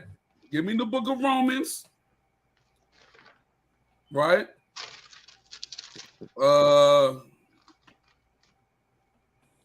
And give me verse 4 and verse 15. I mean, chapter 4, verse 15. All right. This is the book of Romans, chapter 4 and verse 15. Because the law worketh wrath, for where no law is, there is no transgression. Where there is no law, there's no transgression. Kowal, give me 1 John 3 and 4. We about to go elementary. I'm not rushing. If brothers got to get off, because you know they're gonna be tired. Y'all got to get off. Y'all got it, man. You know brothers trying to have us in here all night. Yeah. Explaining the you know what I'm saying, something that brothers ain't interested in anyway. Brothers ain't interested. Oh, you tripping? Hey, this dude is not. He's not interested in what the Bible says about having multiple wives. He's not interested. He just got this idea in his head. What is it called? A preconceived notion. Right. Where's the Bible verses at? You asking more questions. We're not hating on you, brother. You are brother. So we can definitely, you know what I'm saying, have a conversation with you. There's no problem. But it said you dropping comments with no Bible verses. Nobody. Oh, and look what you done did. Yep, I just seen it. Out of wine. Look what you done did. For more support. Hey, okay, I'm glad about this. Hey, I'm gonna put you on mute because you got some. There you go. Shalom, Adawan. Shalom, Adawan. Y'all about Shimei Ashab Rakatah. Now, watch this. Go to Deuteronomy 17 and verse 17. Let's read this. All right. Because I knew that was a verse that was coming. I was going to pull it before you, but I was going to let you pull it because I knew that's what you was going to pull. All right. But let's start from verse 16 for context. Right. Read. This is the book of Deuteronomy, chapter 17 and verse 16. Should have bought a Honda. Read. Right. But he shall not multiply horses unto himself. So, brother, you only can have one horse, even though Solomon had how many daggone chariots? But go ahead. Nor cause the people to return to Egypt. Go ahead. To the end that he should multiply horses. Mm-hmm. For as much as the Lord has said unto you, ye shall henceforth return no more that way. Okay. Yo, break that down though. What is that saying right there? Go ahead, King. Yo, you can't multiply these things unto you to cause your people to turn back into captivity. Mm-hmm. To bring your people home, man. Like, come on, man. Let's understand what the scripture is actually talking about here. We talking about in Deuteronomy, the second giving of the law. We in the wilderness. We about to go into our land. He breaking down what we can't do. Don't do this, man. Don't cause your people to go back into the ways they was in before. That's a huge point. Hey, I got a question. Did y'all touch this one yet? Because I missed it a little bit. I was. No, we ain't got there yet. We'll go there. We ain't got there yet. No. Fair. All right. I'll wait then. All right. Yeah, I'm done with my point. Let's go. Keep reading. Verse 17. Neither shall he multiply wives to himself. Uh-oh, I need to shut the live down. That's it. I'm cut. Go ahead. Why is there a comma there? Like, why are we continue on? Is there a period? Is that done? Is that's the end of the statement? It's actually a doggone colon. So let's keep going. Common mind, but yeah, that his heart turn not away, neither shall he greatly multiply to himself silver and gold. Let me ask a question real quick. See, because there's no precepts coming out. It's still comments, man. It's still comments. It's if, what if that, what if this? We're going into the Bible. Let me ask you something. Silver and gold was a form of what? Put it in the chat. Don't say it. Everybody. Silver and gold back in these days was a form of what? Please put that in the chat, please. Real quick. Let's be quick. Quick on the typing. Quick on the typing. You know, I don't want to say quick on the soil. Quick on the typing. All right. Silver and gold was a form of what? Come on. Currency, money, currency, right? Silver and gold was a form of currency. Read that part again. Neither shall he multiply to himself silver and gold. So that means if I can't have another wife, I only can have $1 or 1 shekel. You see what I'm saying? I only can have one of this or one of that, one of these forms of currency. I can't multiply that unto myself. If that's the case, that's not talking about not having only 1 horse or $1 or 1 shekel or 1 wife. This is talking about greed, brother. That's what this is talking about. Go ahead, all of y'all. I don't want. Go ahead. Yo, you going off, but wife is not currency, bro. You just missed everything. All right, so Joseph. The only point I want to make to Joseph is that there's a scripture that reads a certain way as to say, you know, it's okay for brothers to have multiple wives. Even gives laws as to how to treat him or treat them. You know what I'm saying? Them. So I don't know why it's not letting me zoom in on this joint right now. That is wild. But it's Deuteronomy 21 and 15 to 17, right? Basically says, if a man have 2 wives, right? One beloved and another hated. So it's going into a scenario. And the scenario is that he likes a wife and doesn't like a wife, right? Maybe he has some problems with one of them and, you know, just got with this one. So he ain't had no problems with her yet. You know what I'm saying? So it's brand new. So he ain't got nothing to worry about yet. He might have problems with her too, but he ain't had nothing yet. So he's giving you a scenario, right? He might not have any with her. You know what I'm saying? You never know. So, but he's got 2 wives. He's got one beloved, one that he hates, right? Hey, Salakia, I don't know. Why does this, how many chapters is this after? 3 like 3 chapters later? 4 chapters later? Why is this 4 chapters later if you can't multiply wives? What's happening here? What's happening here is actually he's explaining to you a reason, you know, as to why, or like a scenario as to how you should treat your wives. You know what I'm saying? If you're going to have more than one. Hey, yo, Salakia, real quick, Salakia. Hear me rap. Who? Nobody told you to click the link. I don't even know who you are. All right, so you're gonna have to drop off, my brother. All right. Hold on. Let's see who it is. Let's see who. You know. Matter of fact, because I don't want no. Oh, he left. Okay. Yeah, because I don't see on other channels where people come on with their cameras off and then you pull them on. There be some wild stuff. All right. Okay. Hey, hear me rap. Whoever you was, type in the chat what you wanted so we can know what you coming up here for. And then we can bring you back on if we got time, King. We just don't know why you hit the link. We didn't know whether you were Joseph or the 2 scoffers we had. We don't know. Go ahead, King. Yeah, but so like the way it reads is like if a man have 2 wives, you know what I'm saying? As if it's okay. It's not saying if a man have 2 wives and then telling you can't afterwards. He says one beloved and one hated, right? Then he goes into a scenario.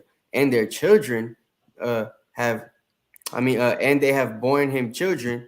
Both have beloved. Both beloved. Here, let me go back to the jump. All right. Both the beloved and the hated. And if the firstborn son be hers that was hated, then it shall be that he make his sons to inherit that which he had. Right? That he may not make the sons of the beloved firstborn before the son of the hated, because he's older. Right? Which is indeed the firstborn. So it's giving you a scenario. It's not telling you you can't do it. It literally gave you a law as to a scenario that could happen if you have multiple wives and a thing that you can't do. You know what I'm saying? Because brothers get a certain type of way. and things ain't going right. So they went ahead and gave you a law so that brothers would act right in this situation, because brothers was in this situation because it was okay to have multiple wives. I don't want real quick. Salaki, I need you in your wisdom to answer a question. Because now somebody is drowning. Listen, I don't hate my forefathers. I hate iniquity. So it was iniquity that Father Israel did what he did with the foremothers. That's what I said, man. Watch this though. Your name's Joseph Israel. Father Israel did what he did with our foremothers, and it's a problem. Watch this though. Hold on, wait. Why you ain't call yourself Joseph Iniquity? Watch this though. Watch this. He said, I don't hate my forefathers, I hate iniquity. And he knows iniquity is transgressing God's law. And then he goes and says this. Who gave this law, the father or his son, or just man-made to get order with a situation that treacherous men were indulging in? Let me ask you a question. It's a man-made law. Hold on. Let me ask you a question. Is man's goings of the Lord or not? That's the first question. And somebody give me Deuteronomy 1:1. I'm not going to wait for him to answer. I'm going to answer it myself. Man's goings is of the Lord, right? Uh-huh. So that being the case, right? Since man's goings is of the Lord, the Most High made it possible for Father Israel, right? For Father Jacob, right? To be put in a situation where he's got not one, not two, not three, but four of them. Four of them. And he got not one, not two, not three, but four of them pregnant. And had babies with not one, but four of them. I'm just scared. Hey, Salaki, real quick, right? Salaki, real quick. What's more righteous, right? You taking a woman and you marrying them, or you just take them and you have sex with them and then toss them to the side? It seemed like that mentality from Christianity. That's iniquity. You know what I'm saying? Because that's what it is. It's the Western civilization, Christianity, and what we deal with today. The modern way of thinking, you know what I'm saying, is okay. You can go sleep with any women you want to, right? Because that's what they do in church. They sleep with everybody's wife or any other woman. You know what I'm saying? But if you take a woman, you sleep with them, you marry them. You know what I'm saying? You committed to them. You try to deal with them in righteousness. That's a problem. That's iniquity. Hey. Now I'm indulgent. I'm a treacherous man, indulgent in my own heart's desire. Brother, you don't have no idea how hard it is dealing with multiple wives. You don't know. Yeah, Salakia. So just as the game. For a direct response for this brother's comment, talking about who gave the law to father his son, I want him to break down these two verses. The first one being 2 Samuel chapter 12 and verse 8. I'll read that. Go ahead. Now I got two more. You can't get away. Right. So he got to break down these two. So this first one, 2 Samuel chapter 12 and verse 8. This is the Most High talking to David. I'm going to start at verse 7 just to prove that. And Nathan said to David, "Thou art the man. Thus said the Lord God of Israel." So this is the Most High talking to the prophet Nathan. "I anointed thee king over Israel. I delivered thee out of the hand of Saul. I gave thee thy master's house and thy master's wives, plural, into thy bosom. I gave thee the house of Israel and of Judah.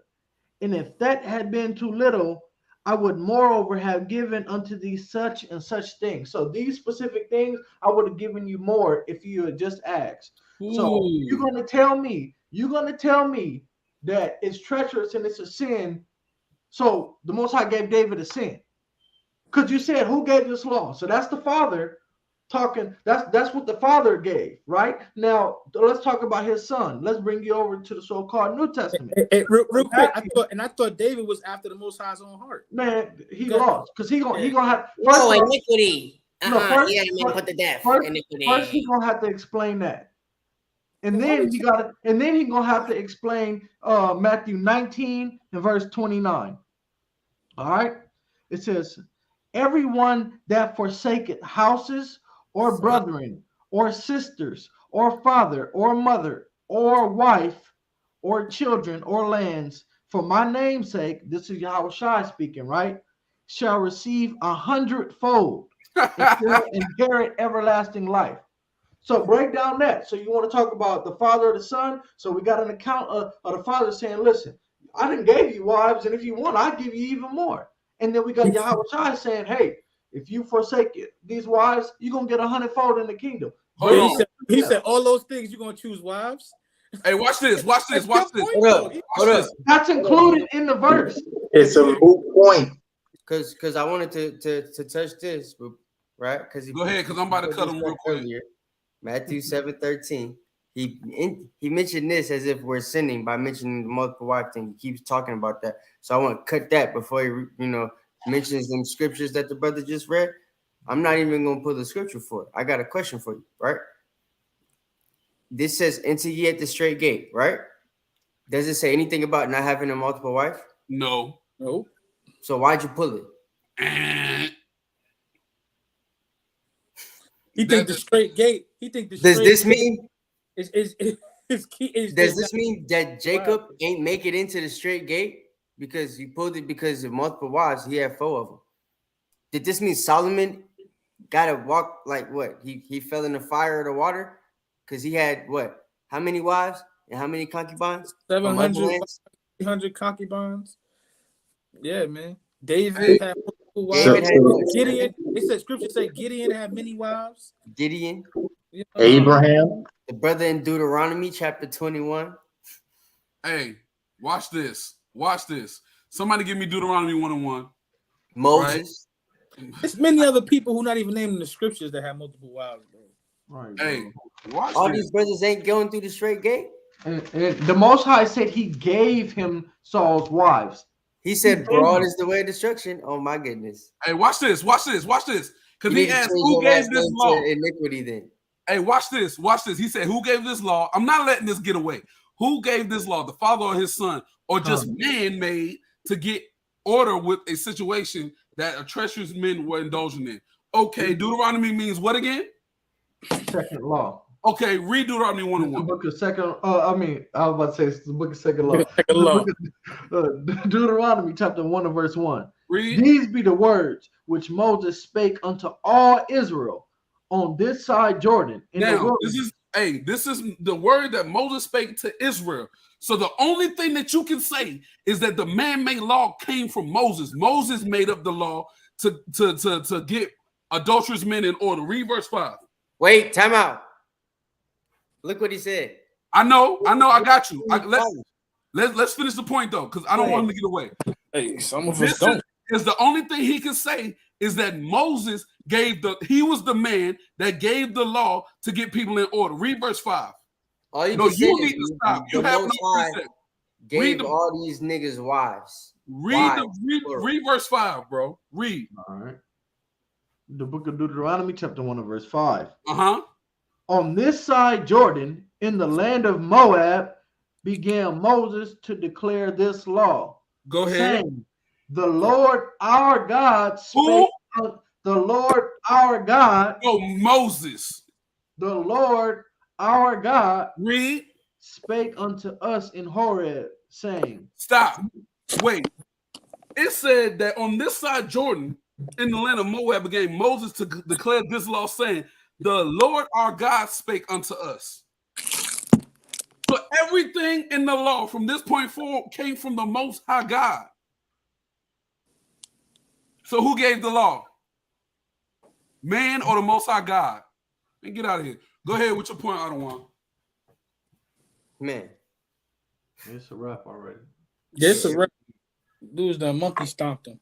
I just wanted them to see what he said. He said Jacob didn't choose Polly, which proves the point I made earlier.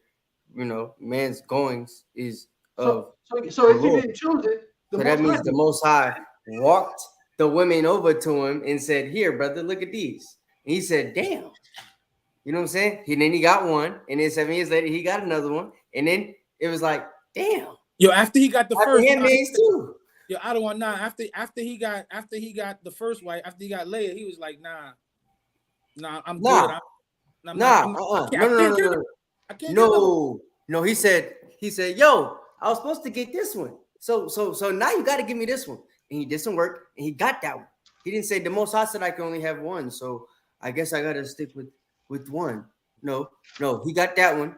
And then he ended up with two more after that. That were just the handmaids. Like the Most High said, you know what? Here, brother, take them too. Like, because you yourself said he didn't choose it. So the Most High just walked him over there. Hey, watch this. So him being tricked was a gift from the Father. Y'all making stuff up. Was Leah not good to him? Was Leah not a good wife to him? Yo, did Jacob not trick? Like I'm just saying. No. Bro, right. When all else fails, that's what you want to say. Wait. When all else fails, don't pull no more precepts. Watch. No, go back to Romans chapter 4. Read that. And then he calls it a trick. It's not a trick. The man had a daughter that was older, and the brother chose the younger wife for the one he wanted. So of course the father gonna say, nah, you're not gonna leave this girl getting old as hell in my house. You're gonna take both of them. Yep. I'm gonna make sure you get this one. You than somebody else. If she's the one you don't want, I'm gonna make sure you get her first. I know the one you do want, you're gonna stick around for. So I'm gonna let you get her too. After you sleep with this one, then she gotta stay with your ass. Hey, this is so cold. This is so cold because guess what? Esau, when they be printing these Bibles, they be putting precepts beside them, right? And I'm at Romans 4 and verse 15. Look what I hope y'all can see it. I can't see that. Just read it. Look what's right beside it. 1 John 3 and 4. Kawal, what does 1 John 3 and 4 say? What does 1 John 3 and 4 say? Joseph, hey brother, I don't know who you learned from. Hey, if that's your ideology where you can't have another wife, do what your elders tell you to do. But according to what we have learned at Sons of Thunder and we see in the Bible, we don't see where that's off. Read that, Kawal. God, it's the book of 1 John chapter 3 and verse 4. And until you learn some more, stay off people's pages. You need to be studying. You need to be reading and not scoffing. Read. Whosoever committeth sin, go ahead, transgresseth also the law. Aharon, read me Romans 4 and 15. Read me that. Read that again, Kawal. Don't stop there. Read that again. Whosoever committeth sin transgresseth also the law. Go ahead, Aharon. This is the book of Romans, chapter 4, verse 15. Because the law worketh wrath, for where no law is, there is no transgression. Read, Kawal. For sin is the transgression of the law. Read, Aharon, again. Because the law worketh wrath, for where no law is, there is no transgression. So, Joseph, I don't want to see nothing else come out of your fingertips until you show me the law that says you can't have multiple wives, because you lost in Deuteronomy 17. So until then, I don't want to hear nothing else. And we're going to move on with the class. Because I have one more thing to show. Matter of fact, I'm not even showing nothing else. Because we'll do a part 2 if I got to show it. Because God, lead. We got sidetracked like crazy. Hey, but this was good for the lesson. This was good for the lesson because it was good for the lesson because it showed. I had a situation where it's like, look, you got a lesson where you're teaching wives to obey their husbands and stuff, right? And to be thankful that they got husbands and stuff, because Most High be taking brothers' candlesticks out and stuff. And then you got a conversation at the same time where now the sisters saw it actually be proven that you can have multiple wives with the Bible. And a scoffer that sounds like they be sounding when they be trying to make it sound like you can't, how they be sounding, I ain't trying to say how they be sounding, but they sounded how they be sounding because he sounds just like them, Joseph Israel, right? So, they got to hear it. So, hey, this is said now women know how we look. Exactly. Polygyny. We don't do polygamy. It's polygyny. But we know what you mean. You know what you mean. It's a lot here. So we know that the Most High said he gave David wives. but we know David had wives. But it specifically said he did no sin except the matter with Uriah the Hittite. So it literally says that. So how are you going to add a sin onto David that was specifically called out now? No. Keep going. It's stretching like Mrs. Incredible, bro. So let me answer the sister's question first. She said, what's the difference? Polygamy means that the woman can have as many partners as she wants, and the man can have as many partners as they want. Right. Polygamy is when the woman, polyamory is when the woman is the one that's got the multiple husbands, and then polygyny is when the man has multiple wives. So we are polygynists. Right. Yeah, polygamy is just free for all. There's certain, right. There's certain like Hamite nations that are polyamorous. The women get all the rights and stuff like that. They pass things down through their mom and all that type of stuff. It's a full matriarchy. So another reason why we're separated from Ham, because they do things differently. Hey, listen, give me the book of 1 Thessalonians 4:11, man. We gonna wrap it up here, man. I had more to show y'all. We'll probably do a part 2 to this, man. This was a beautiful lesson. You see what I'm saying? Aharon, I want you to get your Titus 2. So whoever Soldier Aharon, you get Titus 2. Kowal, you get 1 Thessalonians 4:11. All right, and then that's how it's gonna go. Hey, listen, man. Hey, the brother said one God, one nation, one wife. Daniel, Simeon, Israel said one new round, one brain cell. Read. Kowal.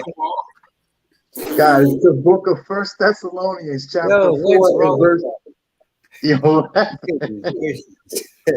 Read. It's the book of 1 Thessalonians, chapter 4, verse 11. And that ye study to be quiet. No, you study to jump on somebody else's YouTube and get cut up. He's split like pie.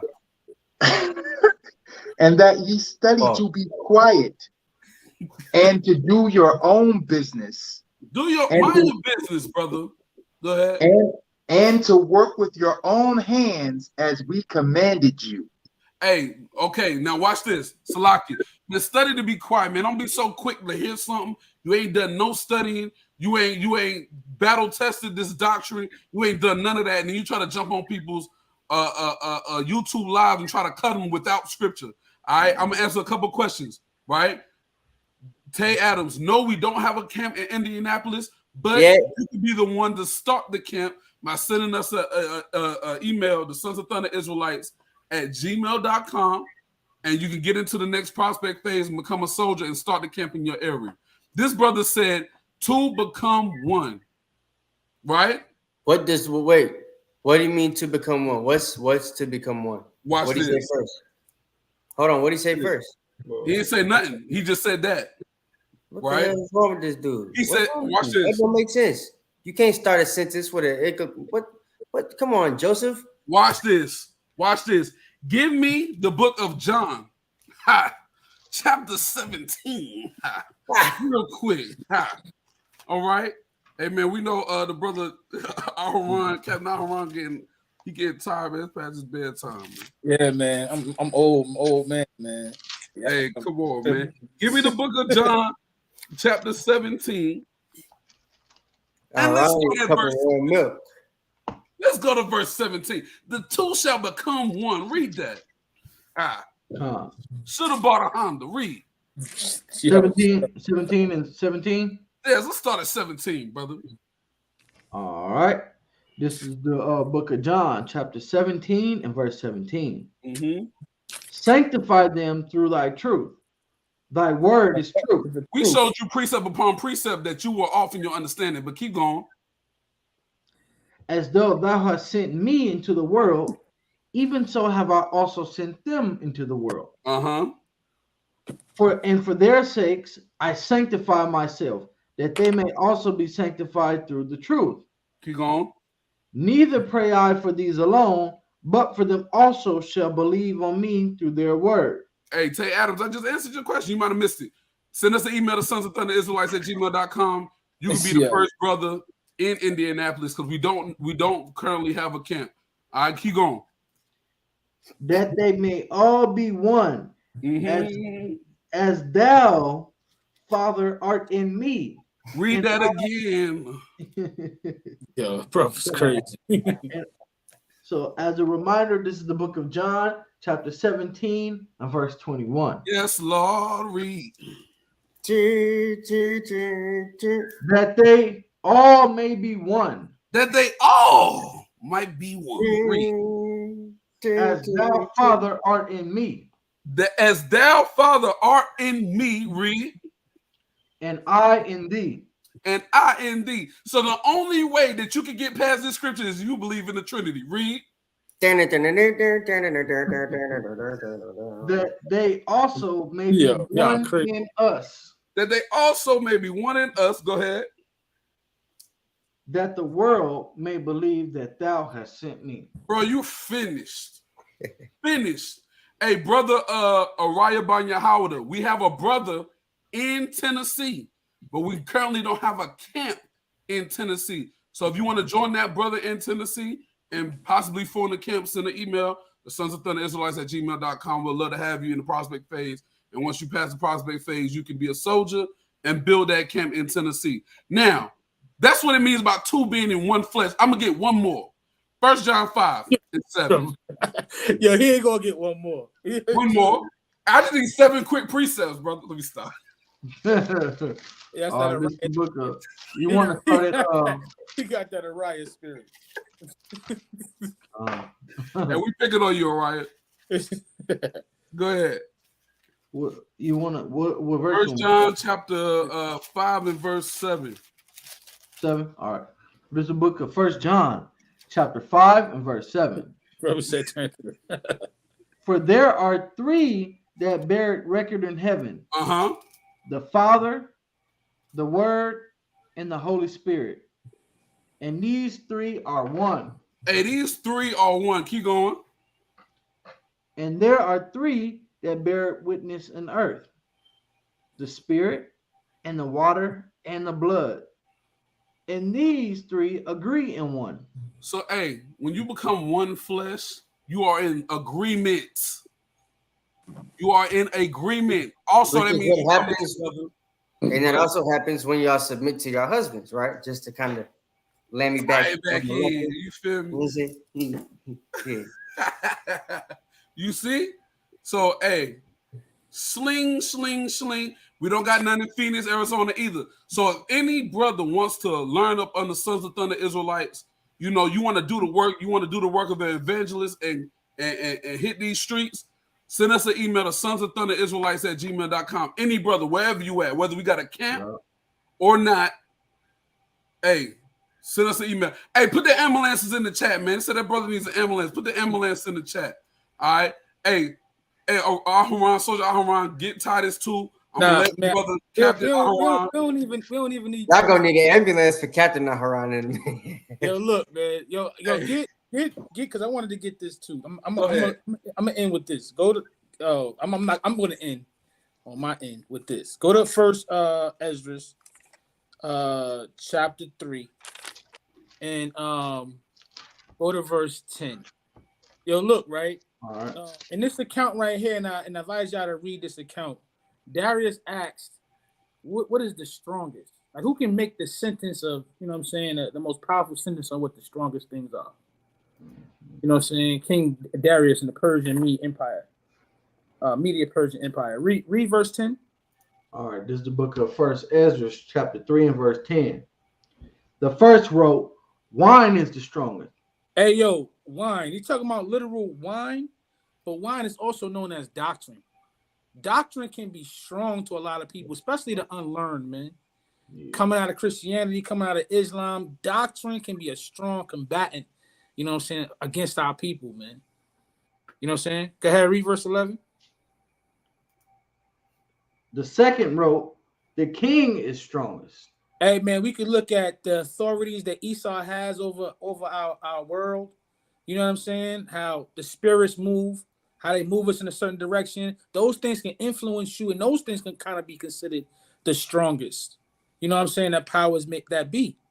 What did the third person write?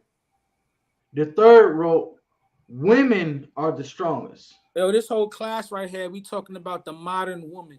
and the modern woman has been put up to on a pedestal to be the strongest in this modern society. You know what I'm saying? To the point where a brother will sit there and fight against other brothers who see in the scriptures that you can have multiple wives. Listen, I understand the concept of why we got into it, but the point is, if you believe that, that's okay, brother. It's okay. You know what I'm saying? I'm sinning by not taking multiple wives. We see things differently. This is what I'm saying. Yo, I brought up nation building. I don't know how many times on this class today. You know what I'm saying? Keep the laws of God. Without the laws, without faith in Christ, who cares if you believe in multiple wives or not? Wow. When it's all said and done, we're gonna be judged, man. Finish out that statement in verse 12. I'll start at 12 again. The third wrote, women are strongest. But above all things, truth beareth away the victory. Yo, above all things, man, the truth. The truth, man, is what wins, man. And what is the truth? The law, statutes, and commandments. Christ is also the truth, man. You know what I'm saying? We in first Ezra chapter 3, verse 10 through 12. Hey, get them likes up before we get off this class, man. Get them likes up. That's the point, man. The truth, man. The truth will always claim the victory. So, man, stay in the scriptures, man. You know what I'm saying? Follow the ways of the Most High, the ways of Yahushua. You know what I'm saying? And man, hold true to what you believe in, man. Hey, Con, I'm gonna get two simple precepts we already brought through. Yo, Araya, this brother said we going back to two precepts that in the class, right? That we already read. Somebody give me that Genesis 3:16 again. Somebody give me that Hebrews 13-17 again, and we end it right there because we got sidetracked by that multiple wives conversation. I want to get this back in y'all head, sister. Get this back in y'all head, right? Hey, brothers, pay no mind to these modern women. Whether she has booty shorts on or a head wrap and fringes. If she's not keeping these laws, statutes, and commandments, and she's not willing to submit, pay her no mind. We're not lose the simp doctrine. Pay her no mind. She has to be single until she gets herself together. Unless you're going to get her together. But pay her no mind. Read that Genesis 3:16. This is the book of Genesis, chapter 3 and verse 16. Unto the woman he said, I will greatly multiply thy sorrow and thy conception. In sorrow thou shalt bring forth children, and thy desire shall be to thy husband, and he shall rule over thee. Amen. It say your desire shall be to your husband, and he shall rule over you. Don't forget this next precept. Read, Kowal. Guys, the book of Hebrews chapter 13 and verse 17.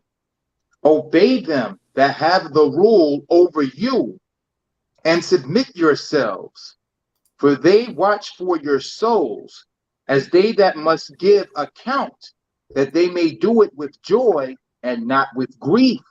Amen. For that is unprofitable for you. Amen. Obey those that have rule over you. Sisters, your husband has rule over you. Whether you like it, understand it, believe it, or not. God. Right? Obey those that have rule over you. So when it's time for them to give an account, as they must give an account, they can give it with cheer or joyfulness and not with grief, man. All right, once again, all right, make sure that you like and subscribe. Like this video, subscribe to the channel. Also, subscribe to Sons of Thunder Israelites. All right, Alabama. All right, some people said they were subscribing, so let me see. 193, I like that. We got 10 new subscribers while we've been in the class. Hey, all praises to the Most High, man. If you were just getting on, you have not subscribed to all the channels, you need to be subscribed to Sons of Thunder Israelites, Sons of Thunder Israelites North Carolina, San Francisco, and Alabama. And the Patreon. Subscribe to the Patreon. Get on the Patreon and support our brothers, man. Support us, man. We're trying to build a school. We're trying to do more things for the people. And you subscribing to our Patreon helps us out. You see what I'm saying? So with that, man, we the Sons of Thunder Israelites. It's our heart's prayer and desire that all Israel be saved. Shalom. I want Eliel with the button up. Shalom. Shalom. I was at work, man.